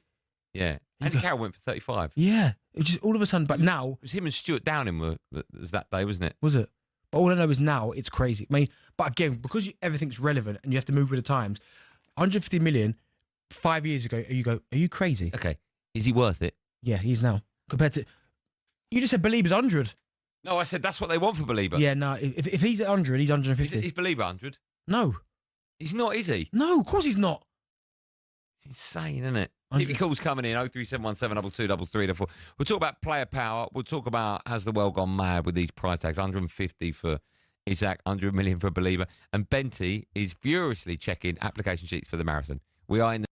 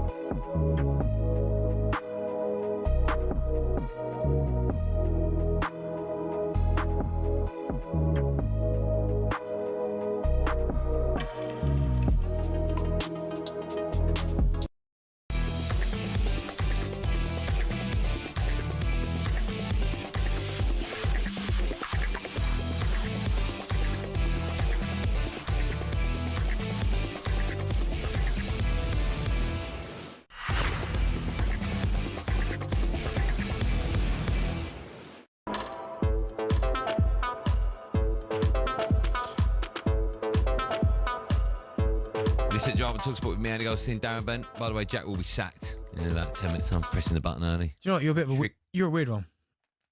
What? Right, listen. What do you tell your chat GPT Yeah. to do every morning No, it's not every morning. about your hair? Why? Why are you telling them that? No, but what did you do? No, it just. What was you doing 2 minutes ago? You know, I asked it a question about age categories for marathons. Yeah, and you got it wrong. I was right. Right, and it complimented me on my hair. Do it. Let the nation I don't hear know if it does it. what you do every morning. No, it's not. I've programmed it so every time it answers me, it should compliment me on my hair. Let's just ask it a question. Hold on. Who does Alexander Isak play for? It's not going to work now. Who does Alexander Isak play for? Brilliant. Brilliant. Jack. Who does Alexander Isak play for? What does mean? No, it's not working. Hold on. What's that not work? Who does Alexander Isak play for? Jack, where's a round of applause again? Give it to him again, Jack. You shouldn't talk there. Who does Alexander Isak play for? Right, load. Still to come. Still to come. Why did that not work? Honestly. That's weird, isn't it? Yeah, I know, yeah. Maybe it's shy. All right, Jack, will you stop pressing buttons? Honestly. No, Jack, don't stop. Just quickly, Newcastle are in advanced talks with Villa to sign Jacob Ramsey. Everton striker Dominic Calvert-Lewin is set to sign for Leeds on a free transfer. We're taking your calls. How do we stop players going on strike? 03717 22 33 44. Let's go to what are you laughing at? Let's go to the phone line. Should I try it one more time? You go. What was it? I don't know why it's not working. Jack, get ready, yeah? Hold on. Who does Alexander Isak play for? Chat GPT level. Oh, just answered. You chat, we get it. You don't have to keep pressing the button. He does. I'm so not going to Jack's wedding now. I can't be bothered. Chris is up first. Hello, Chris. Hey, Harry. You all right? Hi, I'm good. Hi, champion. Good. Chris, how old are you? I'm 45. No, I'm not. I'm 46. Happy birthday. I run marathons, and it's generally the age categories are 0 to 39 and then 40 to 45. Thank 45. you. Yeah, 40 to 45. Oh, hold on. Yeah, 40 to... What? You broke up there? No, 40 to 45. That's the category I'm in. Then what's it keep going to? So it goes up from 0. Well, you're not going to run a marathon. It's 0 to 39, and then the next category is 40 to 45. Yeah, that's the one. That's the one I'm in. No one asked you, Jack. Chris, did they? What would you like to say? What you phoned up for, Chris? Hopefully not that. Well, you were saying football fans are fickle and whatnot, and as soon as things get right, that you'll start cheering for them again. Now, Yeah. I'm a Newcastle fan. I'll still not shop in a Mike Ashley shop because of, and he owns plenty of shops. He owns loads and loads of different stores. A designer store that I used to like to go to. I won't go there anymore. I won't give him any money because he would have done it in my club. So we'll have some of we've got some morals. The only thing I'd say about that, right, and I get that with the Mike Ashley, Chris, but if it's a bit different than going into a shop choosing to do that. But if Isak starts scoring goals, like human emotion will take over. You'll jump up cheering. I don't want him there. I really don't. I don't want him at the club. He's tarnished his reputation. He's really tarnished his reputation. If he plays against Liverpool and scores the winner, will you cheer? Well, I'm not going to come on here and lie. And of course I cheer, but I don't think he'll play for Liverpool. I don't think he'll be playing for them anyway. I don't think. Okay, would you rather an Isak that plays for your club again and scores 35 goals, or an Isak that doesn't? An Isak that doesn't, but an Isak that's sold abroad. I don't want him playing in the Premier League. You really don't want him? PSG I'd rather him go to PSG or Barcelona or Real. Take a slight hit on the fee that we're asking for and sell him abroad. Yes, I get it. Like once you've lived up there, I get it. Yeah, I understand that. It's a religion. Let's go to Billy. Joins us. Hi, Billy. Hello. Good afternoon. How are you, Bill? You all right? Yeah, I'm good, thanks. How are you? I'm good, man. How old are you, Bill? I'm 36. All right. What do you make of transfer? I'm in that lower bracket. Oh, you don't need to mention the brackets. Yeah. I'm with you, Bill. In that lower bracket. Here's the thing, right? I've run 2 marathons. Benty hasn't run any. I'm going to. So what does that tell you? How many I've run? He's run. What? Do you know how many I've run? None. None. Exactly. Spot on. Right. Why not? I just not motivated myself enough, I suppose. To fair, Phil, don't worry though, because when we do run it, we tick the box from You don't run it. 30 to 45s, mate. So we'll be all right. We're in that category. By the way, here's a little thing. What do you make of this? Right? What do you make of this? Our producer Billy wanted to run the marathon in April and thought I won't be able to get in because I've missed the ballot, and so told a company that if they choose him, he'll get them on talkSPORT and we can talk about their company. And they chose him. What do you make of that? Of course I did. What do you? Yeah, but he didn't put it. He didn't put it past like management or me and Ben. He just did it. What do you make of that? All right, well, it's a bit cheeky though. Yeah, very cheeky. Really. Love it. Yeah, disgusting is. What you phoned up to say then? Right, first of all, congratulations to you on the poll. That's brilliant. Thanks, man. It's very kind of you. Bentley, I hope your knee gets better soon, mate. Well, I really lovely fella. I appreciate that. I don't, but that's very, very nice of you to say. Right, so basically, it's about the whole valuations and 150 millions, etc. I think what they should bring in is like categories. So, for example, your 16, 17, 18-year-olds, they should fall into category 1. So you can't go over, say, a 10 million max to pay for them. Category 2 goes to your, like, someone that's made some international appearances. So their valuations will be a bit higher. And then it goes up from there, and then you get to the sort of the ceiling of it. What about if you've got someone like Lamine Yamal, right? In your world, he's going to be priced at exactly the same as a 16-year-old coming through at, I don't know, Weymouth. I don't know what I've chosen Weymouth. But do you know what, Bill? I think you can do that. I think you can do it right, but I think you adapt it. So, well, no, if you go certain age is 10 million, but then once they make a certain amount of appearance, they go into this bracket. And do you know what I mean? You have to keep adding incentives. You can't just keep it flat like that. Exactly. So you sit down at the table and you say, right, it will. But hold on. So if you're than what it does now, so if you're a football club, let's just say Fulham. I don't know why I'm choosing Fulham. If you're Fulham and you've got a 17-year-old or 16-year-old coming through that everyone knows is going to be one of the game's greatest ever player, and the most you can get for him is 10 million. No, because you keep changing the thing. At that moment in time, yeah, because of his age. If he goes on to be a great, before you know it, he's going to be a Category 4 transfer. Okay, so then what's the most that you can charge for a player? What category would that be? The ceiling, come on, like 100 million is enough for a player. I do think 100 million is enough. Before, I do think 146 for Coutinho was ridiculous, absolutely ridiculous, but great business for Liverpool. The whole Neymar thing, that's a bit more than just him being a player. That's all the image. That's everything that comes with being Neymar. That's why that hit 198. But all these, it's creating a massive, massive divide for all the bigger clubs. It's like things got a little bit closer. Now the gap's just getting a little bit bigger now. What do you make of? You talk about potential. Remember João Felix? He was 19 when he went for 130 million pounds. That's insane. Yeah, see, that was ridiculous. What do you make of your club looking to get Mark Gurhey for about 35 million? I think that's an absolute brilliant touch. If we can, that's brilliant. But I don't think he will. He's gonna see it out, and he's gonna get the payday, and he's gonna experience Europe with Palace, and then leave on that sort of note. Yeah. I think he's in no rush. He's gonna get played every week. He's gonna go to the World Cup, and then after the World Cup, the world's his oyster. Yeah, I see that. Billy, thanks for your call. Ben, if you were if Magic FM came after you, right, and they wanted to pay big bucks for you, but you had a year left of your TalkSPORT deal, and it meant you could stay here at TalkSPORT and then you could leave for free and get like 5 million, or go to Magic FM now, what would you do? I'd stay because obviously TalkSPORT's my heart. No, we're getting rid of you though. We're not renewing. Well, if you're going to get rid of me now, then no, I'm saying we're not renewing your contract. No, but there's no chance I can stay after the year. No, but you can go for free. Go at Magic FM, play Kylie Minogue and Rick Astley. No, if they don't want you, you might as well go as soon as possible. If they don't want me, it's different. I know, but do you not want to stay here? I can't. You said they're getting rid of me after a year. In a year, you've got a year left. No, if you don't want me beyond the year, then I'm going no. All right, okay, fine. Attitude. Hope you go sooner. Still to come, we'll be joined by Kevin Atchett over at Drive Worldwide. First, it's time for no Googling. Jack, press a button.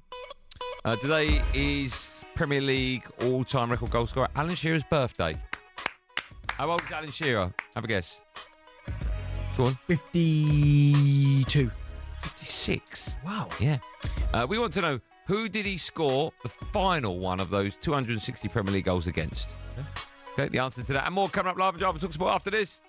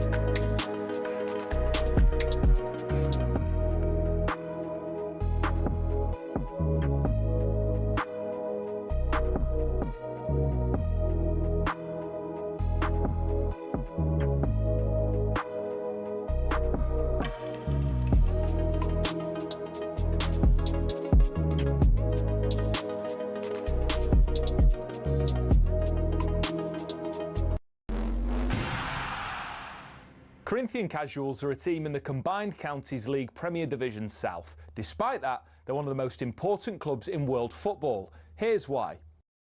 The club was formed in 1939 as the result of a merger between Corinthians FC and Casuals FC. Now, Corinthians FC were founded in the late 1800s when the FA's top brass were absolutely sick of getting pumped by Scotland every time they played them. As a result, Nicholas Lane Jackson set up an amateur side which would bring in the best players who could all play for the national side. And it worked. It wasn't long before England were dominating the international fixtures they played, and it was largely down to Corinthians. In fact, in 1894 and 1895, they played consecutive games where Corinthians provided the entire England 11. But the thing is, the players refused to play professional football. They didn't believe in it. They wanted to spread the values of sportsmanship, competition, and played for the love of the game. It also helped most of the players were Oxbridge graduates who didn't need the money, but instead of entering league and cup competitions, they played exhibition football and toured the world, bringing the beautiful game with them. Think of it like the Harlem Globetrotters of football, and it was this which spread the game throughout the world and made it so popular. Most famously, in 1910, they travelled to Brazil, and the locals in Sao Paulo were so impressed they started their own team under the same name. Yes, the same Corinthians who won the FIFA Club World Cup in 2021, one of the biggest clubs in Brazil.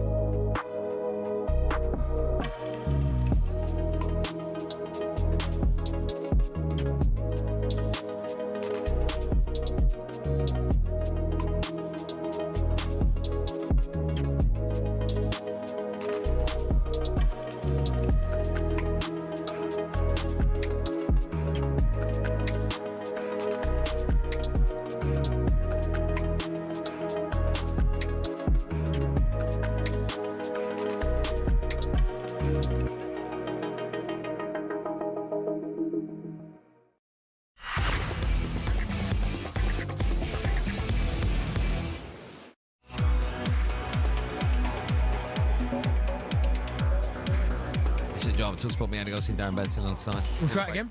What? Try it again in a minute. What? You little... A chat GPT? Hold on. I can't do this. Someone's ringing me front door. I'll try in a minute. Today's Alan Shearer's birthday. How many... who was his last goal against was the question. One of your ex-teams. Sunderland. Yeah. I jokingly said he was 50. I think I'm 56, I said. Matt Le Tissier, Le God, is listening and texts me saying, actually, I think you'll find he's 55. Okay, nice. So I said I was joking. Anyway, Matt Le Tissier, 65 years old today. Happy birthday, Matt Le Tissier. Is he? No, of course he's not. I just made that up. Still the cap. Shall I try chat GPT and ask it how old Matt Le Tissier is? Yep. Right, so I don't know if this will work. How old is Matt Le Tissier? Hello? I appreciate that. I'll keep Oh, it up hello? and make sure to keep the compliments coming. If there's anything else you need. Right. How old is Matt Le Tissier? Your phone is absolutely That's because Jack garbage. keeps pressing buttons. No worries. Right, time now for this. Jack, honestly. Drive worldwide. Why?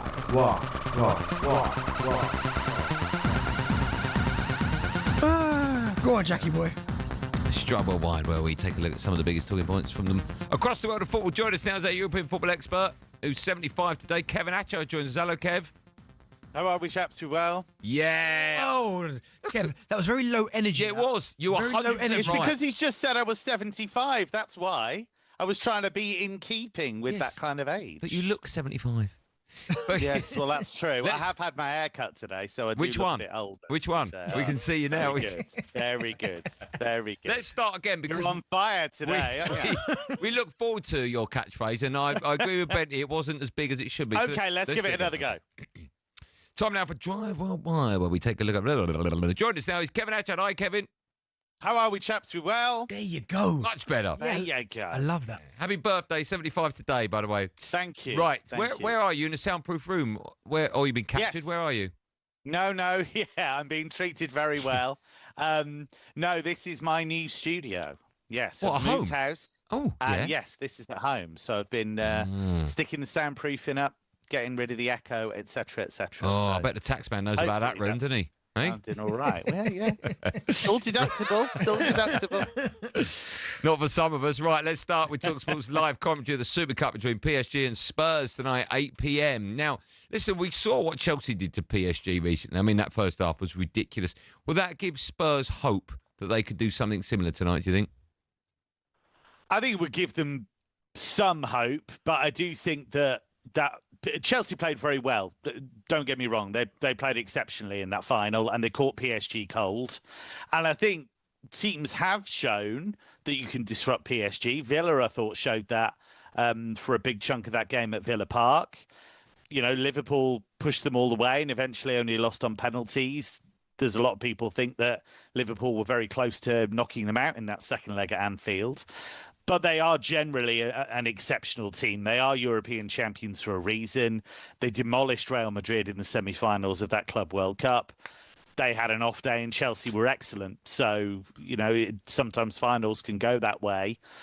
But I'm really intrigued to see what the fallout of this Donnarumma Chevalier decision is. If people don't know, Gigio Donnarumma, who was the goalkeeper who was absolutely outstanding for PSG in the Champions League run, he's basically been axed. He's basically been told he's got no future at the club. And Lucas Chevalier, who is Lille's #1 goalkeeper, has come in to replace him. So it's quite a brutal call by Luis Enrique. And it's one that he's admitted was pretty much all on him.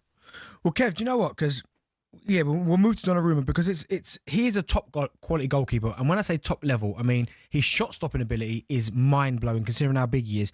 Not the best on crosses and not the best with his feet. Now, we know that certainly in modern-day football, the goalkeeper has to be able to play out from the back with his feet. In some respects, I think some managers would prefer that than the fundamentals of the goalkeeper or how they used to be. So that being said, where could Donnarumma end up where his skill set would suit that club best? Well, this is the interesting thing now because Luis Enrique has made it quite plain. We wanted a different profile of goalkeeper. So what he means is Lucas Chevalier, as you say, is better with the ball at his feet. And Donnarumma, I think, has had problems with traffic in front of him at set plays and not always as commanding as he should be for a guy who's that big. So Luis Enrique's clearly decided he wanted to move on. But you've still got a top-level goalkeeper. You've got a guy who's 26, who's had a huge amount of experience at international level with Italy. He's won a European Championship.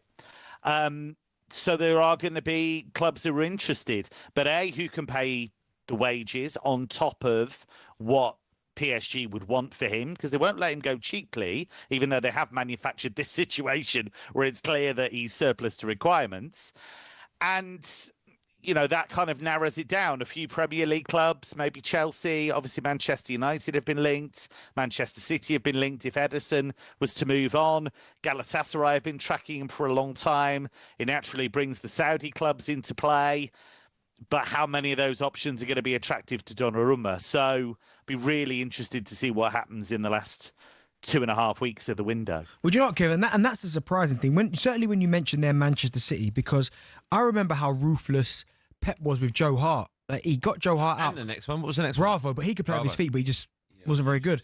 So if that's the case, and Pep's looking at this, won't Pep have the same problem? Because clearly there's a big drop-off in terms of goalkeepers having the ball at their feet between Ederson and Donnarumma. I was really surprised when they were linked with him because, well, for two reasons. The first reason is exactly as you say, Ederson is excellent with the ball at his feet.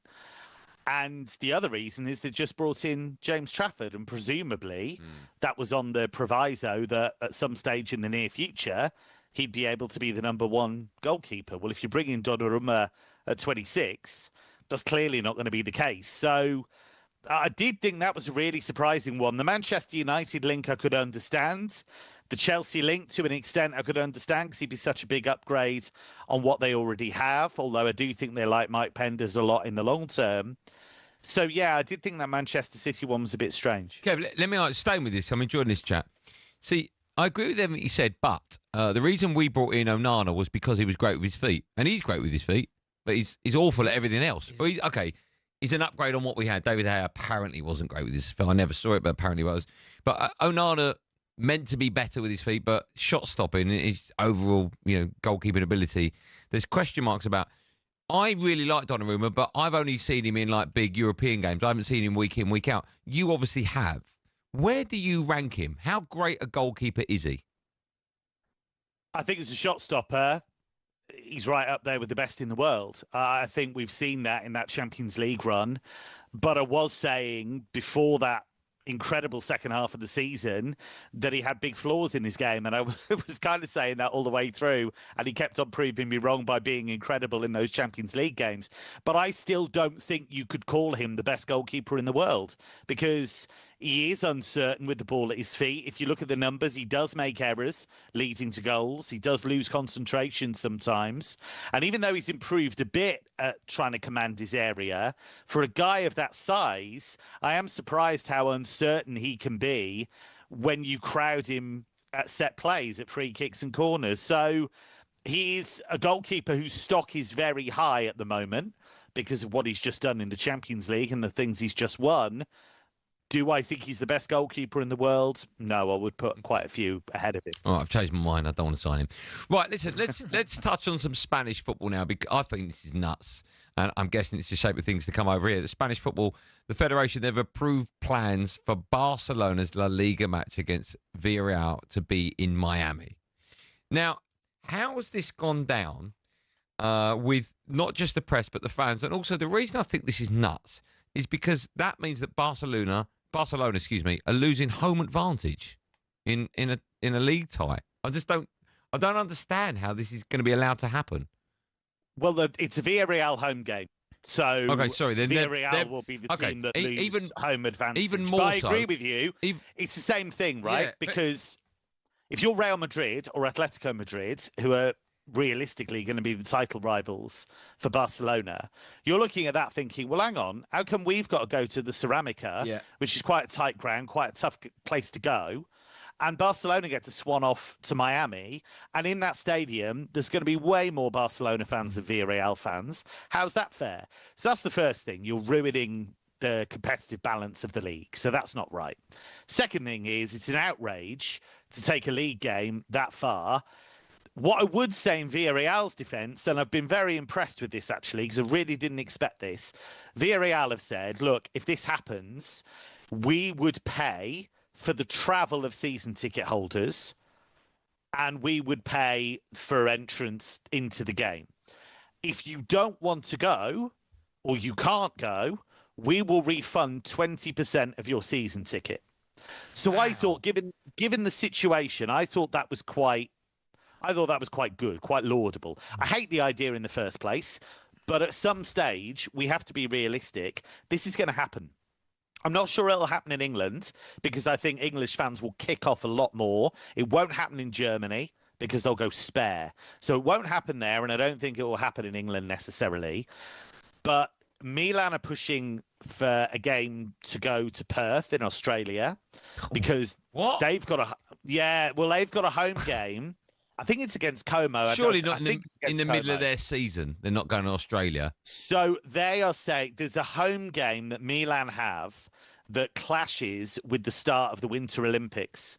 And so Milan would not be able to play that game at home anyway. They are saying we want to take this game over to Perth. Where this has changed recently is that FIFA always said, we're not going to allow this. You cannot play a domestic league game outside of that territory. You can play cup games, you can play Super Cup games, but you cannot play a league game outside of your country. They have dropped that recently because they had the threat of being sued by the kind of organisations that want to get these games on. So they've kind of sheepishly walked away from that. And now that's emboldened clubs, it's emboldened leagues to actually get this kind of thing moving. So I actually think this is going to happen because the fans groups have said this is an outrage, it shouldn't happen, etc., etc. But because La Liga have approved it, and FIFA will approve it, I think, unless UEFA have a big objection to this and throw a spanner in the works, it's probably going to happen. Nuts. I mean, it's probably because there's not enough money in football at the moment. They need to make more of it. Let's just touch on Super Jose Mourinho. He's one round away from taking Fenerbahce back into the competition for the first time in 17 years. That competition being the Champions League. I mean, that's some achievement if he can do that, right? Yeah, it's a brilliant comeback they had against Feyenoord because they were 2-1 down from the first leg, went 3-1 down in the second leg and came back to win it comfortably. Ended up winning 5-2 on the night. And really terrific performance. John Duran scored. Villa fans, I'm sure, will be furious to learn that, considering that he went off to Saudi and didn't last there very long. But yeah, they've spent a lot of money, Fenerbahce, and they're trying to spend more. And this is huge for them. If they can qualify for the league phase of the Champions League, it brings in a lot of cash. It'll help balance the books a bit. But also it just reinforces the idea of bringing Mourinho in. Last season was very disappointing. They were well off Galatasaray, really. And he spent most of the season moaning about the league, moaning about referees, you name it.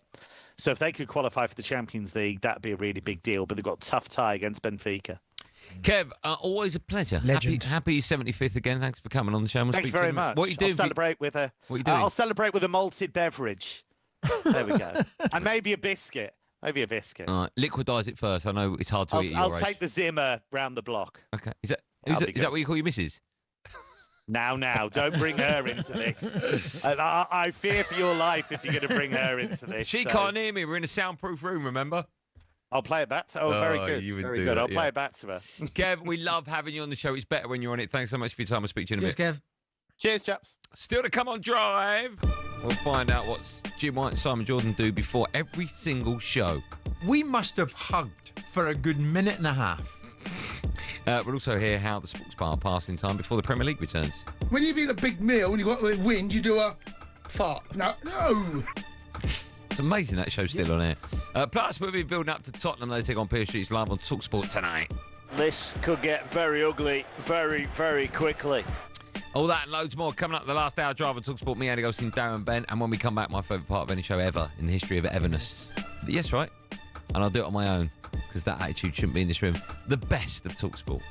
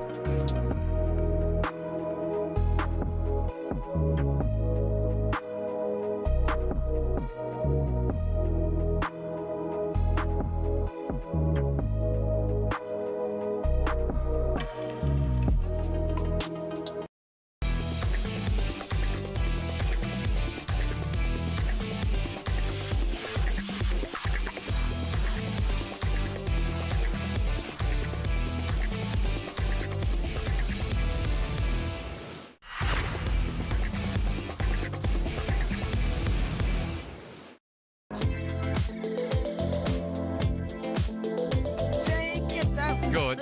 Eddie's just done an amazing Oasis. Good. Good. You got to look. Go on, just do it. It's very funny.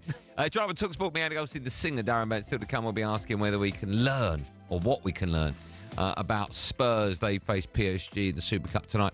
A reminder that we'll have team news for you ahead of that game. Marcus Rashford said he wants to stay at Barcelona beyond his loan spell this season. I bet he does. Of course he does. God, 27, he's playing for Barcelona. Unbelievable. And you know, again, it's one of those where you climb the ladder to get to Barcelona. I feel like he just somehow got there. He basically fell off the ladder and he fell into the Barcelona. Yeah, it's amazing. Right, time now for this.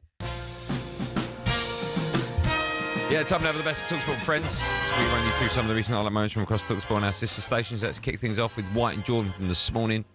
Featured a special reunion between Jim and Daniel Murphy. Players aren't like that. Players don't start. He put his case down on the ground and gave me an open embrace invitation. I walk all the way down the office and we must have hugged for a good minute and a half. Danny, good morning. Good morning. Yeah, it was nice to get a morning rush of oxytocin. Well, that as well. It's been a while since I've had a hug off you, Jim, so... Danny, and I was... It's nice to be back. Yeah. Although my chair's a bit low.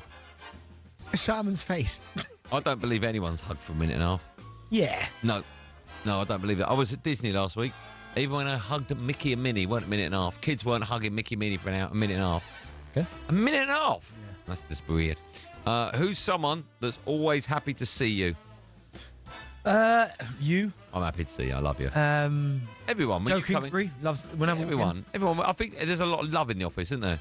Yeah. For you, do you think? There's only a few people that when I come in, I think I can't stand that person. What's the best way to start the day? What do you do in the morning? You wake up. People can see your eyes. I ain't doing nothing. Yeah, I'm looking at you. That. Yeah, I'm looking at you. What do you do in the morning? First thing you do in the morning, you wake up. Go to the toilet. And then... I mean, you didn't tell me. But I'm telling you. But then I mean, what else would I think that you do in the toilet? Do that. And then read my 3 Bibles. 3 Bibles? Yeah. Okay. How long does that take you? So I read the 2, there's 2 that's just a paragraph, and then I read like a chapter of... Oh, wow, that's nice. Yeah. It's going to take me 2 years to read this new one I bought. I know, your reading's appalling. In all honesty, what's your honest opinion of the new studio? I love it. I think it's really nice. No, he said honest. Jack said honest. Yeah, I'm being honest. I love it. I love the way it looks. Look at me without laughing. Even I'm looking at you now, I feel like I'm watching HD. It just got a good... HD. HD's different feel to it. If we could get rid of a couple of cables, I'd be happy. Yeah. But other than that, lovely. Okay. Whoever done that job, brilliant. Right, what do you make of all this space over there? What do you make of that? Nice. Jim and Simon back at 10 tomorrow and the day after and the day after. Over to last night's sports bar with Jason Cundy and Perry Groves. Here's Cundy trying to guess the footballer Carlos Tevez in a late night quiz. Management came to me because they know. Management came to me because they know. Just do it very quickly. Say Carlos it quickly. Carlos. Yeah, I know. He plays for City. Yeah. Yeah, I know. Come on, then. I can't. I've gone. I've gone. You know, your head goes. Tevez. There we go. I just couldn't find it. Right, when you've eaten a big meal and you've got the wind, you do a fart. No. When's the last time your mind went blank? Totally blank.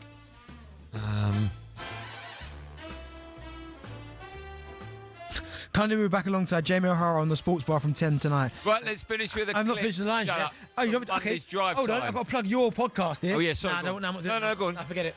Be sure to check out 21 Minutes to Go with me, Andy Goldstein, Jason Cundy. Wherever you get your podcast from, a new episode out every Monday. Okay, no one cares now. By the way, one lucky downloader will win a car and a holiday and a house and £3 million. Joe, you can't do that, Joe. Dump that, Joe. £100 million. You can't win any of the above. Joe, dump that. No, I've just said you can't, but you win the hearts of millions of people, and that's enough. 21 minutes to go. Go download that. Let's finish with a clip of a below par drive time show. Adrian Durham alongside Benny, his aide, talking about a terrible former roommate of his. Management came to me because they know I'm a good teammate. Yeah. Okay, they came to me and said, Adrian, will you give up your room? And I said, yeah, okay, no problem. Who am I sharing with? Ian Abrahams. Oh, my days. Oh, my goodness. Honestly, the worst night of my life. Yeah? I would have slept outside, but I'm scared of snakes. What's the worst thing about working with the moose? Oh, mate, it's the smell. Jeez. It's nice. If there's one person in Team Drive that you wouldn't want to share a room with for a week, who would it be? Billy. What's wrong with Billy? Yeah, what he does when the lights go off. Yeah, it's strange, and he's always he's a bit vile, isn't he? Smiling assassin. Just don't say nothing, just smiles. You don't want to clean his bedroom out, would you, when he goes on holiday? The Moose will be back report for talkSPORT for Brighton against Moose. Oh, hello. Oh, Moose, I'll talk to you after the show. I've got an hour left. No worries. All right, man. For Brighton against Fulham on Saturday, and of course, make sure you have the talkSPORT app. You can download that. You can swipe between talkSPORT and talkSPORT 2 and all of our other sister stations so you never miss a moment. And download 21 minutes to go. Go do it now, because in that time, when we come back, we're building up to PSG against Spurs, a game you can hear live on talkSPORT after us. And of course, we'll have team news in tonight's show.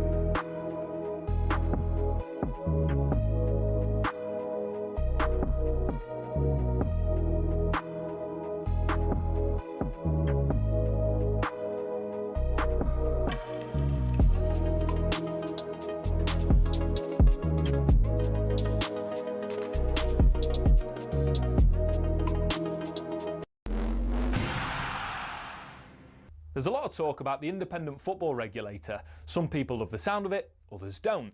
But what actually is it? And is it going to be any good for the game? In simple terms, it'll be an organisation not controlled by the Premier League, the EFL or the government, which will make sure all clubs are financially stable and don't rip off the fans. The aim is to make sure what happened to Bury, Derby and Reading doesn't happen again. Now, a significant reason clubs go under is because of dodgy owners financially mismanaging the club and running it into the ground. But in theory, these should be a thing of the past with the new regulator. They'll be able to use data from the National Crime Agency to perform stronger fit and proper persons tests, and can even force owners to give up their stake in a club, which for certain supporters might be a welcome relief.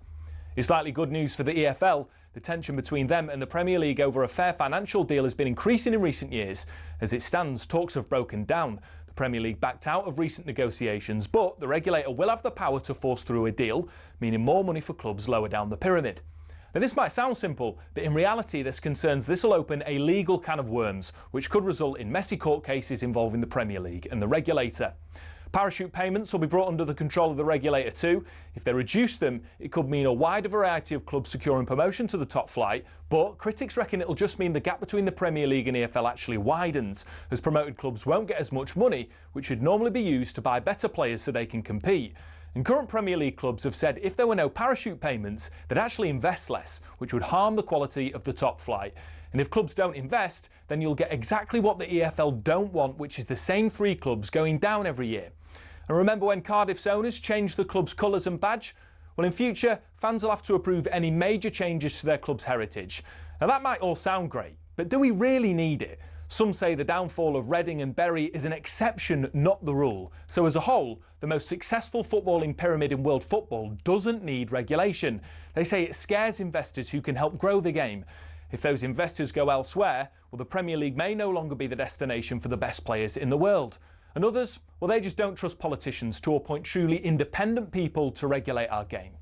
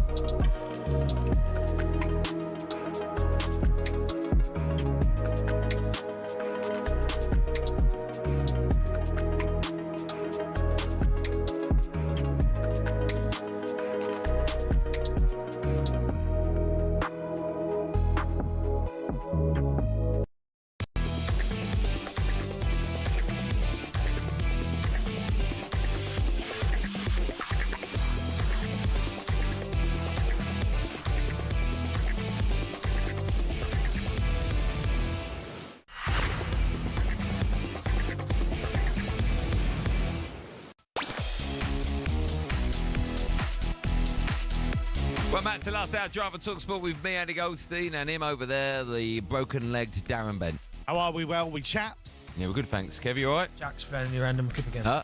Jack. We should call him Random Jack, shouldn't we? Yeah. So, you going to go to his wedding? Yeah, I'm going. Oh, wait, you've changed your tune? I can't. I've got christening that day. You got christening. What the name? You told me yesterday. What the name of the people? Princess is the little girl. Princess is the little girl. And the parents? Because you told me on yesterday's show. Yeah, Elaine. Elaine and... No, it wasn't Elaine. Richard and Elaine. No, it wasn't Richard or Elaine. No, no, it wasn't. You've changed that name. Richard and Elaine. Such a lie. I'm sure about daughter called Princess. 7 months old. Such a lie. Where is it? Where's the christening? See? Where's the christening? Wandsworth. Wandsworth what? Church in Wandsworth. Wandsworth Church. Yeah. Brilliant. Okay. Still to come, we'll be crossing at what time? Huh? What time? The ceremony starts at 1 o'clock. Right. If you're going to Wandsworth Church at 1 o'clock, yep, let me know on Saturday week. Because then they'll say it's not the christening you're going to, and that'll prove you're lying. No, I'm going to be there. I'll send you a picture. What words did you just say? I'll send you a picture. Yeah. Oh, okay. Send Jack a picture. I mean, I feel a bit rude taking pictures. No. No, that's a great... Send Jack a picture. Okay. Jack just said, please send me a picture. Okay. To confirm. No worries. Right, okay. Still to come, we're crossing live to react to Jack Spencer, Oliver and Gareth A. Davis. But now the biggie, Spurs go up against PSG in the Super Cup tonight. And it's a game you can hear live on talkSPORT. These are the maestros, the best teams, the champions. It's glory, Tottenham Hotspur. They have won. The Europa League is theirs. It's a monkey off their back. Does it build a winning culture? And then Mayulu, and there is number 5. It's not just the win, but the first win and the biggest win the Champions League final has ever seen. Paris Saint-Germain 5, Inter Milan sank. I've been amazed by the way Paris Saint-Germain played that game. I think it's historical. The team from Stamford Bridge have absolutely hammered Paris Saint-Germain. This was an underlining that PSG are not perfect. Coming to a big club, that is precious. We need to perform. It's not about surviving one game or 1 year or 18 months. Could have shoots this time, he's not going to miss. It's Vitinha on the counter-attack for PSG to his right-hand side for Doué. And that is that. I'm really looking forward to this. Europa League winners Spurs head to Italy to face Kings of Europe PSG in tonight's UEFA Super Cup. It's going to be Thomas Frank's first competitive game in charge of the side. Of course, you can hear that one live right here on talkSPORT. Build-up begins at 7 p.m, just under an hour's time. The Spurs gaffer has been speaking to the media ahead of the game, and he discussed having the chance to add to Tottenham's trophy cabinet tonight. For the club, for the team, for me, for everyone involved in Tottenham Hotspurs is a massive game. Great challenge, even bigger opportunity. I see it as the way my brain works is I see opportunities instead of pressure or whatever. So for me, massive opportunity, and we will definitely embrace it, and we will give everything. I'm really looking forward to this game. It means absolutely nothing in my world unless you win it. It's not like the Community Shield, because that's what I talk about when I think about the Community Shield. It doesn't mean anything unless you win. If you lose, it doesn't mean. But for Spurs, I think if you start the season with another trophy, and it's the Super Cup, and you've beaten PSG, I think that is unbelievable for Tottenham. It's massive, and it's even more important for Thomas Frank, because it's a step up, big job, biggest job he's had. Done a wonderful job at Brentford, but the expectations at a club like Spurs are different to Brentford. He's had some good wins in pre-season. Of course, they beat Arsenal in pre-season, so that's, I know it's only pre-season, but still to beat your rivals, even though it was a foul, but you know we'll leave that one behind. Was even though what was a foul? The goal, the foul on Lewis Kelly. Oh, okay, but anyway, go for it. Good results. But for Thomas Frank as well, if he could win this, because this is, even though as you said there, it is almost irrelevant. It is like a glorified Community Shield, yeah. But when you're it is right, but when you're playing against one of the best teams on the planet, who we perceive as the best, and you've just got the job, if you were to win this, it almost settles everything down, because it can go one of two ways. It settles you down because you go, we've just beaten PSG. What I've been doing in pre-season is clearly working, although PSG's last game was when they lost to Chelsea in the final. But also as well, on the flip side, expectations go through the roof. So yes, you want to win it, but imagine they go and beat PSG tonight 3-1. There will be some supporters out there, like there'll be some, not all of them, hardened fans, but there will be some fans out there going, we should win the league. Yeah. Do you know what I mean? So all of a sudden now, yeah, you beat PSG. You won't find one Tottenham fan that thinks you'll get some that go. Do you know what? Won't. You will. You'll get some that go. I don't think you will. Actually, we're going to be challenging for the league. Like we've just beaten PSG. We should be challenging for the league. I don't think right. You'll get some. You'll get some, but I think for Thomas Frank, it's so important, because if he can get off to a really winning start and win this game, he would just go, okay, that would just settle him down as well. It's a bit like a striker going to a new club, scoring his first goal. Even though it's a glorified game, beating PSG, that says a lot. I do think, I genuinely do think Spurs will get absolutely hammered tonight. I really do think. Oh, no. Well, I don't think. Remember, PSG have not played a game. Carlson starts down the middle. They've not played a game at PSG. The last game was in July the 13th, when they lost to Chelsea 3-0, where they were absolutely obliterated. I just don't think. I know, but Spurs don't have a Cole Palmer. Yeah, I know, but they've got good players. They've still got good players. They've signed some really good players. Chelsea got better players. And PSG, I mean, their team's unbelievable. I get that, but they have unbelievable. They have signed some good players. Who? Spurs. Kudus, good player. Paulini, I think, is a really good signing. Yeah, okay, I'll give you that. Do you know what I mean? So they've got options there. Yeah. But it's just one of them where if PSG get into their rhythm and start moving the ball around, they'll cause them problems. What's bigger? I asked this question at the top of the show, even a mate of mine, Tim Liston, texted me the answer to it. Well, he struggled to answer it. What's, from a Tottenham fan's perspective, what's more important? What's a better season? Finishing seventh and getting back in the Europa League, or winning the Super Cup? I would say winning the Super Cup. So would I. I think that's huge. Like, just big, because again, it's another trophy. I don't care what you call it. It's still Super Cup is. People put a lot more respect on the Super Cup than the Community Shield. Fact, right? Yeah. So, and it's just another trophy. It's that feeling again of winning another trophy. Now, of course, it's one of them where you can't. I don't think you can necessarily say we've won an FA Cup and a Community Shield. Like, the Community Shield doesn't really. It's a shield, but it doesn't really carry much weight. No. Super Cup does.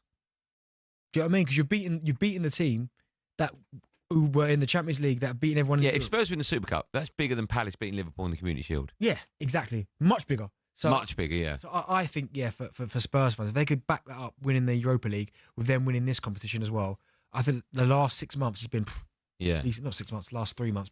Are we going to learn anything from Thomas Frank and Spurs tonight? Yeah, maybe the way they play, the style, the approach that he wants to play, playing up from the back, maybe systems, certain roles of certain players. Yeah.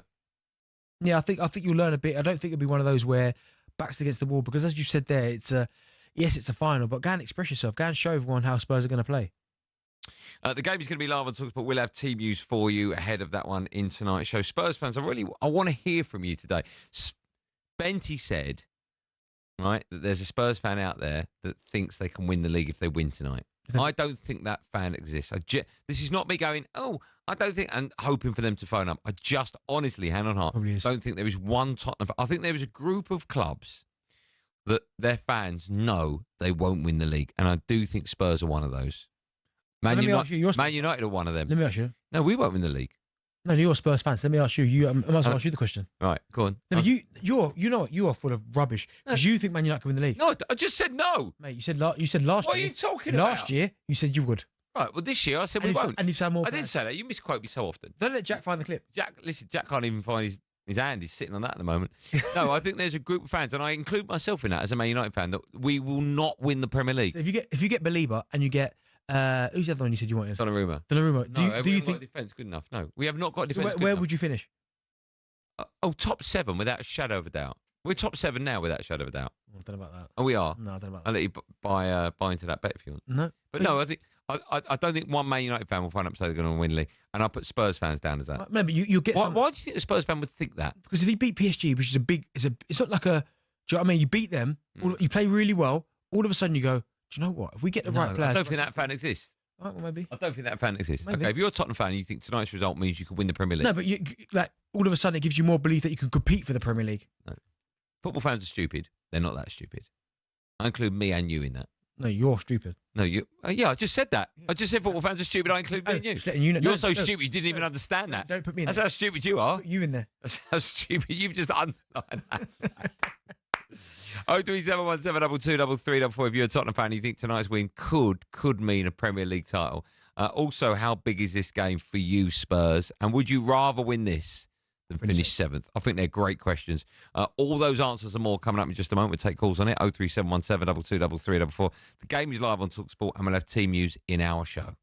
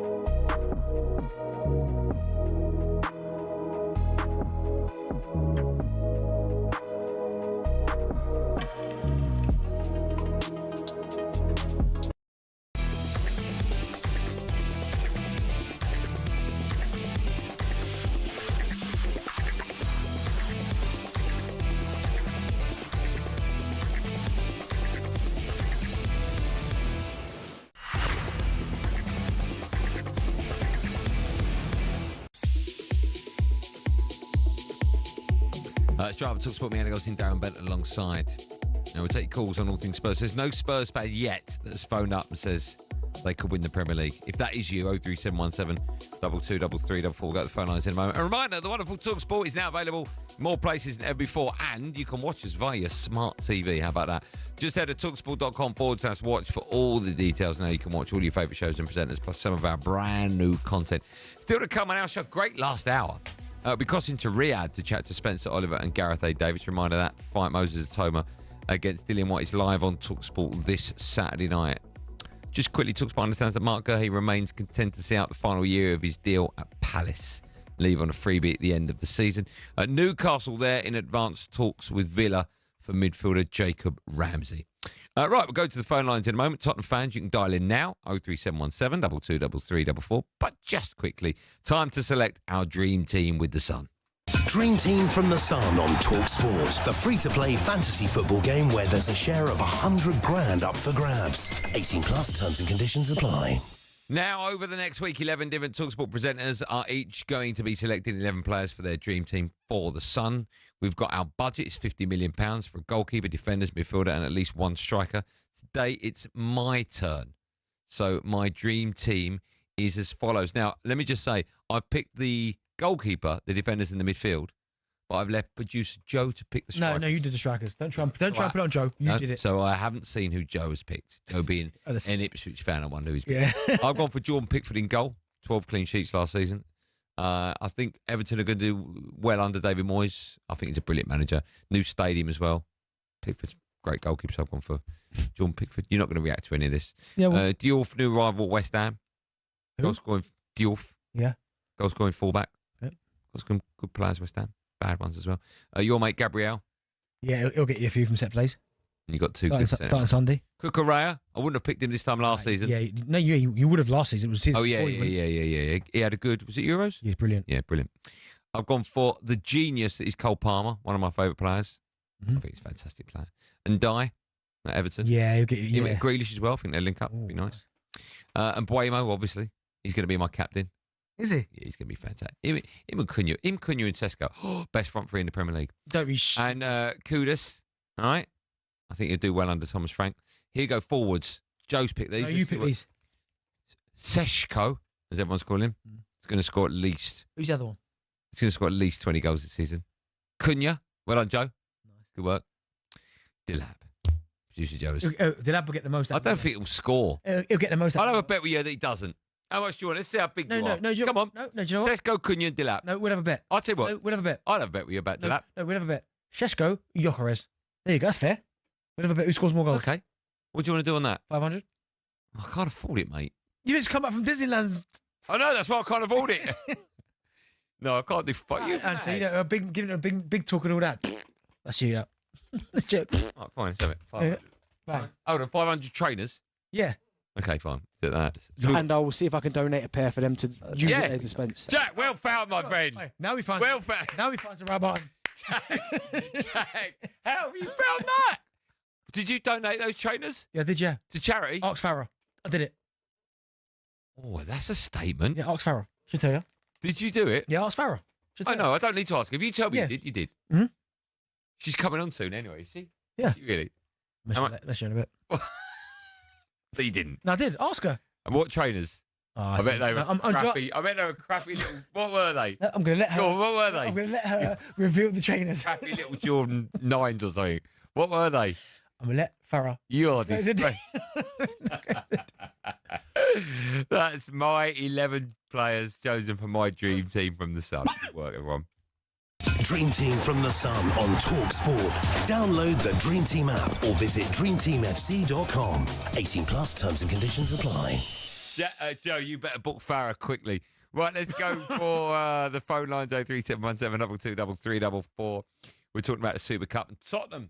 Let's go to Matt. He's a Spurs fan. He's up first. Matty. Hello, guys. Great show. Nice to be back on. Oh, thanks, man. I'm trying to work out really who's more deluded. Is it O'Hara or is it Benty? Because it was O'Hara until today. And Benty, I think you're overflowing. You're top of the league now, mate. When it comes to that, to come out with the fact that Tottenham fans are going to come out and think they've got a chance to win the league. Mate, you're more deluded than I thought. Oh no! Listen, I don't think you win the league. He didn't say he thinks you will win the league. I don't think you win the league. No, you think Spurs fans think that? Is that Well, what I you're said saying? you'll find some. I've had a couple of text messages already saying we could. So, yeah, well, do you know what? See if they've got their heads tested, because you know what? When you've got a goalkeeper like we've got, and when you've got a centre-half that makes mistakes like what we've got, and when you've got a right-back who thinks he's a right winger, and then you look at the midfield that's poor, and you've got planks up front in Richarlison, waste of money, and Solanke, waste of money, and we hanged on to Heung-min Son for God knows 5 years more than we should have done, and we got rid of. This is the equivalent of what we've done. Yeah. Matt, can I ask you a question? Matt, can I ask you a question? 1 second, let me finish. I don't think you've ever finished. We got rid of a Rolls Royce. Yeah. And we've got in a Volkswagen GTI. Who's the Rolls Royce? That's the difference. Harry Kane. Right. Who's the Golf GTI? Go and ask me who's the GTI. Well, I'm guessing you're going to say Solanke. That's the GTI. Good car, mate. Nothing wrong with a Golf GTI. And I could tell you, Matt. Richarlison is in a Ford Puma. Matt. That's how bad he is. God, I remember the Ford Puma. Oh, you said you should have got rid of Son 5 years ago. Mate, he should have left when he scored the 30 goals that year. That we should have cashed in. But you know what? You know what the chairman's like. I don't want to say his name. You know what he's like. He likes to hang on. He likes to hang on and make money on him and make money on him and make money on him. He would have given them another contract for another 5 years if he could. Matt, can I ask you a question? They won a trophy last year. You won the Europa League, yeah. Yeah, of course we won a trophy, but how did we win that trophy? Let's be honest, mate. What do you mean, how did you win it? What was wrong with how you won it? Well, are you for real? Yeah. Who's in that tournament? Who cares? Who cares? No, listen, I'm not. Listen, as a Spurs fan, I'm ecstatic that we won it. Yes, but you know what? It masks cracks all over the place. And you know what? I said to my partners the other day. I said, I don't think you've got a partner.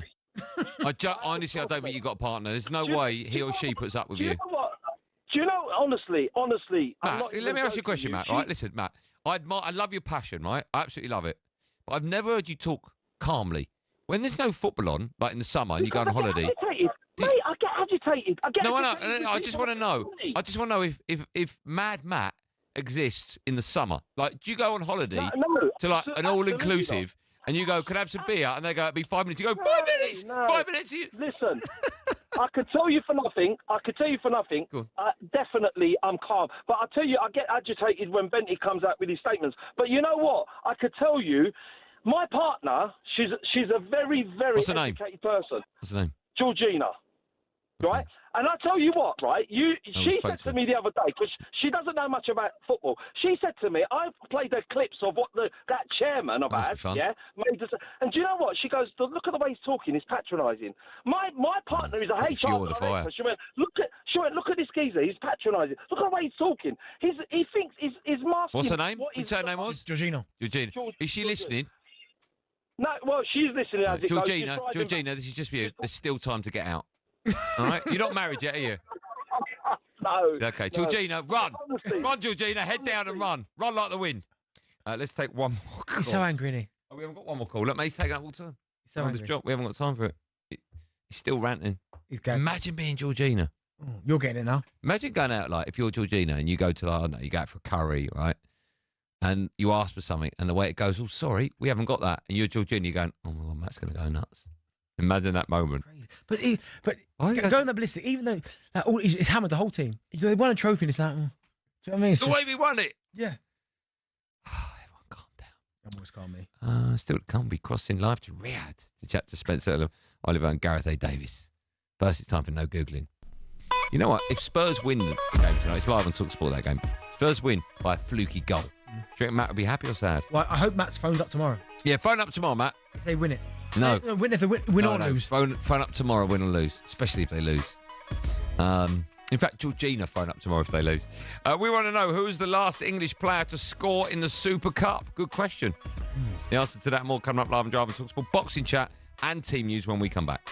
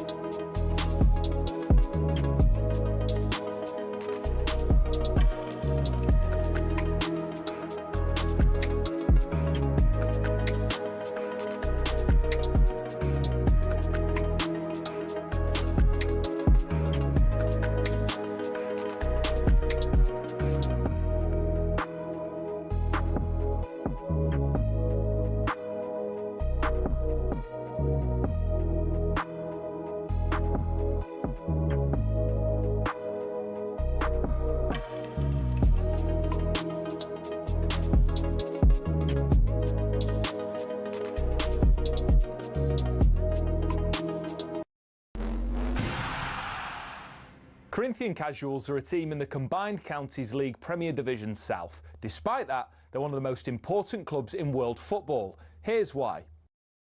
The club was formed in 1939 as the result of a merger between Corinthians FC and Casuals FC.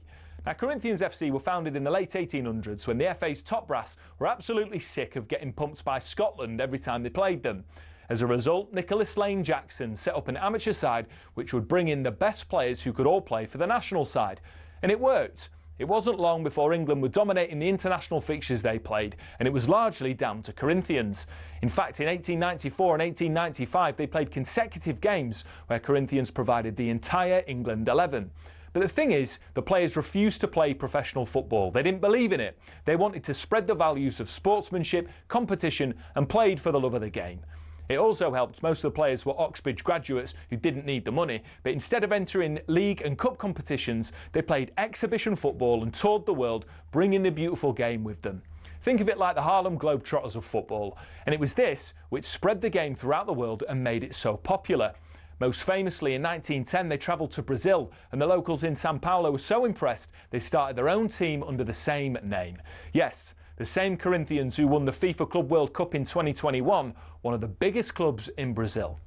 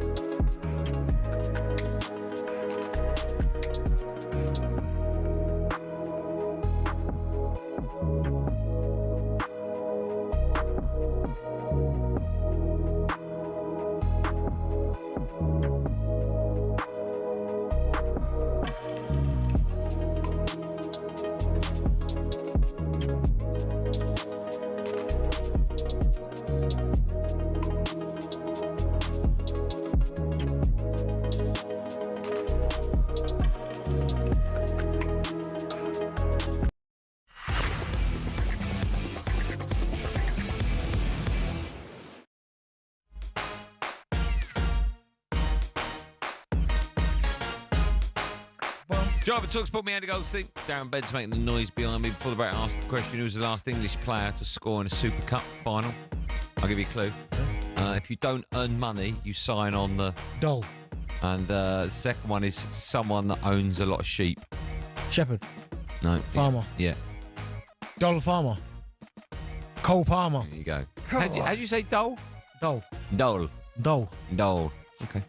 For us at 7 ago, Adrian Darmo's live coverage of the UEFA Super Cup between PSG and Spurs. We'll have team news for that as soon as it drops. But there's a massive weekend of boxing coming up, and it's live on talkSPORT. It's the biggest fight of my life and career. Julian, the body snatcher. Everyone's saying how great he is. The biggest, hardest fight. The hardest puncher, the quickest puncher, the fastest guy. Tauma is going looking for another showreel knockout. Moses Tauma can take him out right now. The strongest guy, the most intelligent, the most patient is boxer. He's a better mover than Mike Tyson, like a bit more fluid. Oodles of natural talent. I even phoned Dylan, like, Dylan, I don't know why you're taking this fight. 2 national titles, 3 European gold medals, and a world title. As a professional, I'm looking to replicate that. Everyone portray him as a superhuman. That's how I'm approaching the fight. I'm fighting Superman. If he can beat Dylan White, then it's certainly the real deal. Dylan White is victorious. You're disgusting, Andy. You are. Yeah, I know, Billy.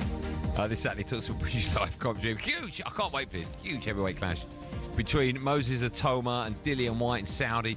Our top team are out in Riyadh bringing you all the action for a busy fight week before.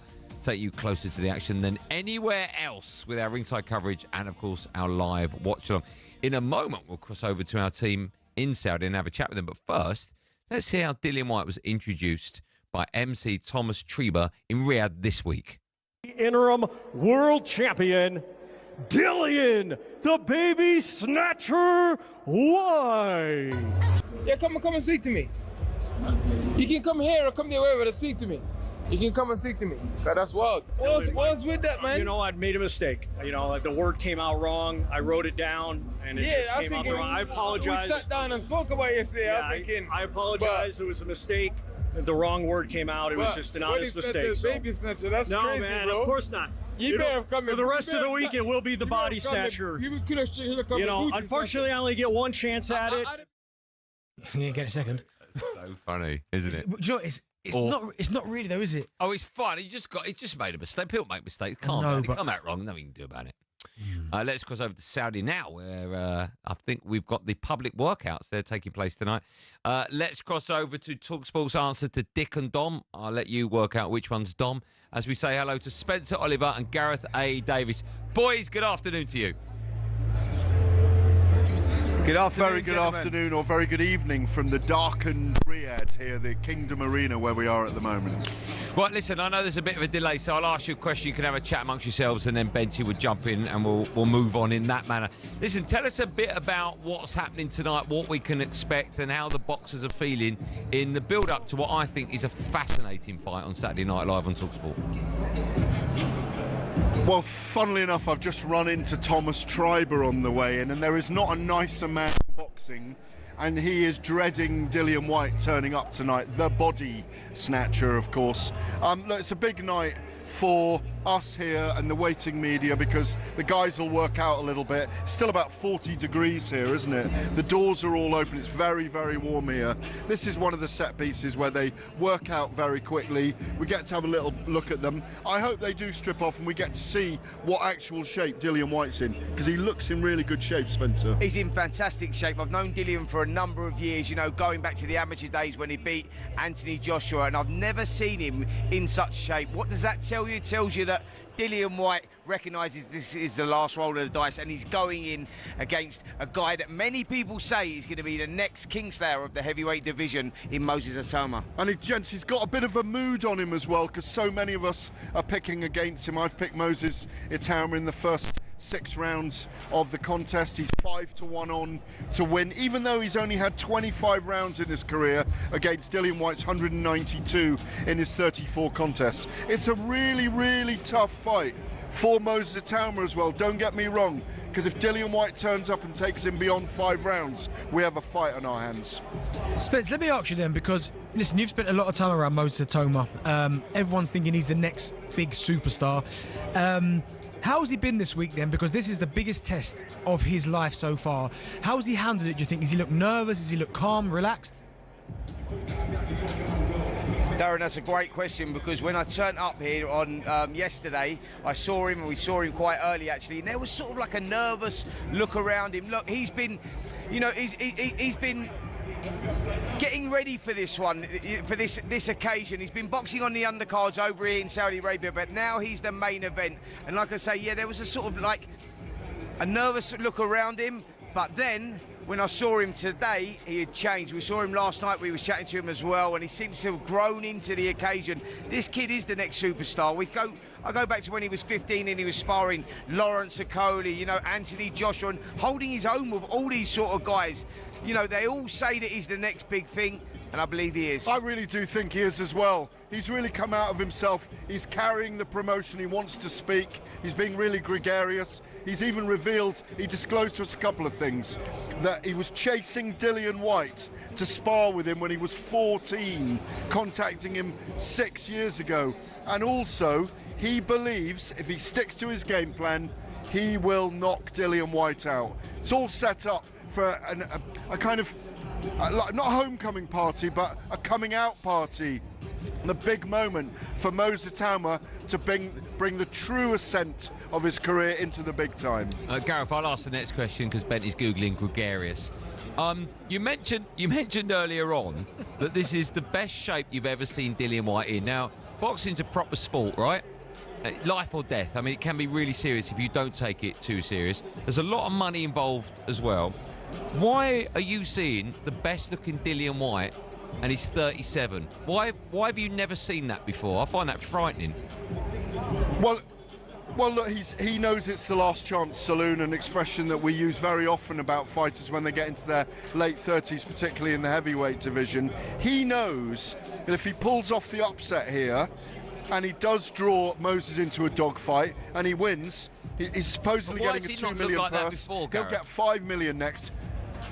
Because I don't know, because as fighters get older, they tend to look after themselves a little bit more as well. Well, now as they get older, they tend to get a little bit bigger, if I'm totally honest. But I think what Dillian Whyte's done here is he recognises this kid is the next big thing. And he's a southpaw, he's slick, he's light on his feet, he works good angles, got an amazing boxing IQ, but most importantly here, guys, he's very, very quick with his hands. He sets traps. He let that lead right hand that he has, he leaves it down, trying to draw his opponent in. Dillian recognises he has to try and match him for speed. How do you do that? By dropping the weight. And so, you know, it shows you how serious he's taking this contest. Spencer, let me ask you again then, because, listen, matchmaking is important, and certainly when you've got a young person like Moses Atoma where you've got to matchmake him right, so obviously the jump's not too big. What do you think his camp has seen from Dillian Whyte to suggest that they think, do you know what, this is the next step on the ladder? Great question again, but they're not seeing anything from Dillian Whyte. If you look at Dillian, he's only lost 3 fights, and they are to top-level opponents. So in Povetkin, who he reversed that decision, and then you had Tyson Fury, where he lost for the WBC world title, and Anthony Joshua back in 2015 for the British and Commonwealth title. So he's only lost to the elite level. What they're doing here with Moses Atoma is saying, well, we think he's ready for that elite level. He's WBO #1 ranked at the moment. He wins this fight. Filip Hrgovic also wins his fight against David Adelaide, or the other way round. And then we get Alexander Usyk relinquishing that title. I know Joseph Parker's the interim champion, but we could see Moses boxing for the world title after this one. So this is the perfect step up. Frank Warren is actually brilliant at doing that, isn't he? Absolutely, and what you've got to bear in mind is, looking at the youngest, is he good? If he's good enough, he's old enough. Moses Atoma, if he wins a world title by next December, is sandwiched between Mike Tyson and Muhammad Ali as one of the youngest heavyweight champions in history. Mike Tyson got to fight 28, 72 rounds, 74 rounds in the ring before he fought for a world title against Trevor Berbick, and then began his ascent of the heavyweight division and became undisputed against Tony Tucker. Moses Atoma has only had 25 rounds so far in 12 fights. So don't be surprised if one of these experienced guys, like a Joseph Parker or a Dillian Whyte, upend him and unseat him, and he has to rebuild. Boys, listen, thanks for coming on. Always a pleasure. I introduced you as talkSPORT's Dick and Dom. Which one wants Dom?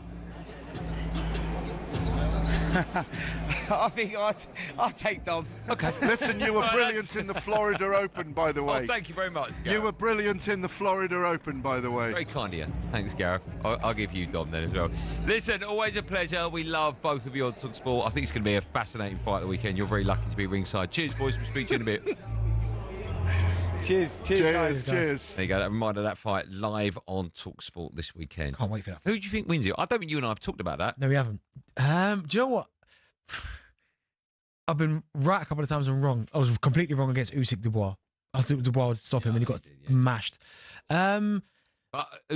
Dubois did have a party at his house that afternoon. Yeah, I'm leaning towards Atoma, but you know when these got old like wily foxes like Dillian Whyte. He's a wily fox, right? Oh, and the real back that one performance where you go, oh my goodness, wow. Yeah. And also Spencer, I think it was Spencer said about the 3 defeats. Yeah, all top level. Yeah, I don't really. Can I have a show of hands in the gallery? Who thinks I'm going Atoma. Only one of you? Is that just one of you? And the rest of you think Dillian Whyte's going to win? No one's even listening. Jack's not even made it. What are you doing, Jack? Put the fish and chips down. No, is he shopping for T-shirts again? Remember that? We were doing a show. We went in there and his laptop was open. He's looking at T-shirts from Next. Unbelievable. That fight is going to be live on talkSPORT. On Saturday night, when we come back, live sport continues when we come off air in 15 minutes. We're building up to the Super Cup final. Is it a final? Spurs taking on PSG. Team news and the one-word Billy in the studio for the end of the show quiz right after this.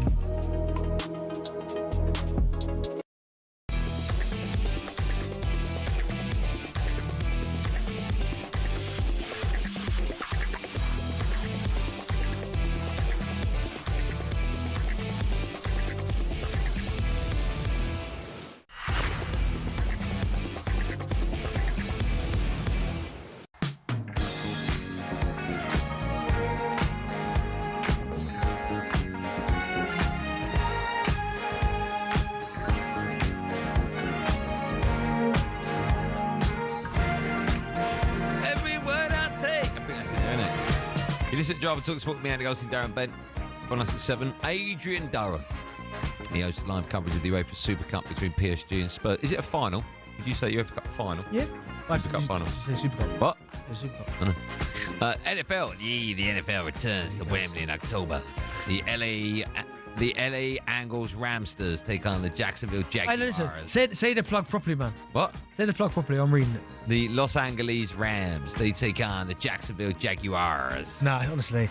Now, the NFL returns to Wembley in October as the Los Angeles Rams take on the Jacksonville Jaguars, and our competition to win VIP tickets is now open. That's right. We're giving you the chance to win 6 seats in a private box at Wembley Stadium with full hospitality plus $5,000 spending money. Here's how to enter. You can do that part now. And why is that? Because there's lots of 18 plus UK excluding Northern Ireland. For a chance to win, this is the important bit.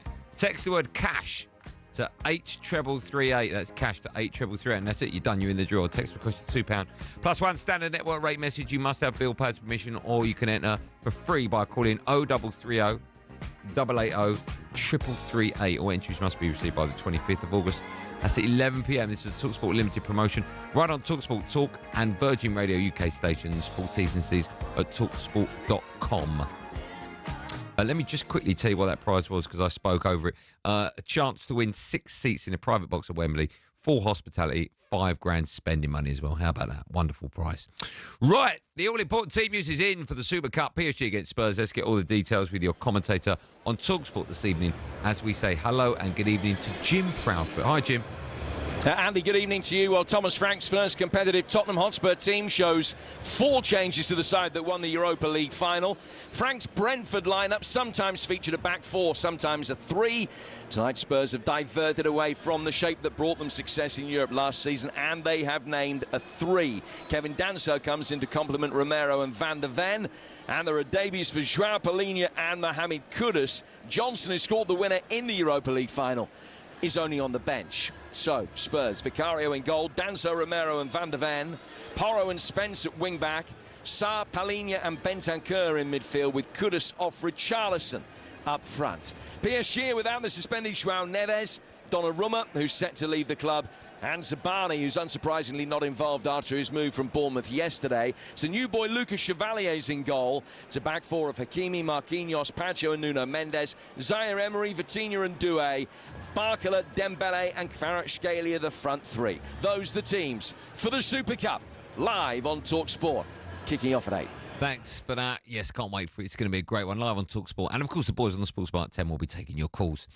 Now, one more Billy in the studio in just a moment. But ever so briefly, earlier in the show, Kevin Atchard was with us. We were discussing the possibility of La Liga hosting a game in the USA this season. Well, the chief exec of the Premier League, Richard Masters, has been speaking to TalkSPORT at the Premier League launch event in Liverpool today. He was asked about the possibility of the Premier League doing something similar. This is what he said. It's changed. I mean, we don't have any plans to look at games abroad. We haven't talked about it around our shareholders' table. La Liga have been very open about their desire to play matches abroad. The federation, local federation, have approved it. I still have to get Confederation and FIFA's approval to do it, so there's some way to go before that ever becomes reality, but it hasn't changed our perspective on it at all. And I think if you mentioned the 39th game, I remember it, the controversy it created, but really the objective behind it was to grow the Premier League abroad and around the world, and I think we've done that without needing to play matches abroad. The Premier League is now genuinely global. It has billions of followers around the world. We're really proud of that, and so things have changed. Good to hear. For the time being. More from Premier League Chief Exec Richard Masters tomorrow as we bring you TalkSPORT's official Premier League launch show on Drive, where we are live outside in about 100-degree heat. It's going to be a great show. One more Billy's in the studio. You all right, Bill? Good evening. What have you done today? Loads of hard work. You've never done that in your life. There it is again, look. I don't have to sit in here. Famous. Look, you should sit over there. Yeah, you should do the show there. Yeah, like you're gonna do that. And it should say one more Billy's end of show quiz on the screen. Yeah. Can we do that for Friday? Can we do that? Of course we can't. No. What are we doing today, Bill? It's all about the Super Cup quiz, or the words super and cup, sort of. Very clever. Yeah. Sort of. Yeah. Jumper, you got a jumper on. They're back now. Well, that control room is very cold, so I put it on. Okay. Andy, do you want to go first? Yep. My show, innit? Yep. You out tomorrow night? Yeah. Right. Yeah. How many cups of tea are consumed every day in the UK? Do you want some options? Well, obviously. 50 million, 100 million, 200 million. How many people are in the UK? Is it? I think it's. I've forgotten how many people there are. How many people in the? 60. It's about 64 million people. What were your options? 50, 100, 200. 100. Yeah, it's 100. Thanks. Up to each. I'll work that out. Thank you, Bill. Benty, what's heavier, the Champions League Cup or the Premier League Cup? Champions League Cup. When you're speaking to the microphone, so people can hear your own, Benny. I'm going to go Premier League Cup. Sure, you said Champions League Cup. No, I want Premier League Cup is incredibly heavy. I want Premier League Cup now. Not that Benny would know because his team haven't lifted it for years. 10 kg, the Premier League, heavier than the Champions League. It's been a while since you did it as well. Dillian, the baby snatcher, why? If you can keep playing that one. I know you wanted Dillian to come to the show. Yeah. Go on, what we got next? Andy, how much is the most expensive cup of coffee in the UK? Oh, great question. Can I guess? Yeah. I'd say it's under £20. Okay. Well, can I get a figure, please? What my options? £70. What? What? £128. £265. I hope it's 265. Is that what you're going with? Yeah. It is. Where is this? Where's that? A London. Is that on the 14th floor? Yeah. A London coffee shop called Shot. And what's in it? Japanese Typica beans. Typical. Yeah. Right, we got about 40 seconds left. Benty, after tomato, what is Heinz's second most popular flavour of soup? Chicken. Yeah. Great answer. Chicken. Chicken. Yeah, boss. Okay, go on, we've still got time because Benny was so good on that one. Andy, when was Superman first created? Invented. Invented. Superman. I've got in my head round about the 20s. So in my head, I've got 1923. I don't know why. Go on, give me options. 1908, 1938, 1968. I think 38. I've got that kind of. That's what I think. Vibe. It's 38. Okay. Good answering today. Thanks, Bill. Got time for one more? Hurry up, stop talking. Actually, we've got time for the question, but not the answer. All right. Well, good question. Benty, 2 Oasis songs have the word super in them. Name them. That's it, man. What's time for the answer? Yeah. We'll be back to Champagne Supernova. Oh, you get to answer it, do you? Rock and Roll Super. No, Super. Rock and Roll. What was that called? Jack, just cut us off, mate. Yeah. Star. Jack, just cut us off. What's the answer, Bill? Supersonic. That's what I meant. Yeah. We're back tomorrow at 4 o'clock from Monday. Billy, stay there. Okay. Stay where you are because the Super Cup between PSG and Spurs live commentary of that continues in moments. We'll let Billy sing us out with his next song. Off you go, Bill. I can't.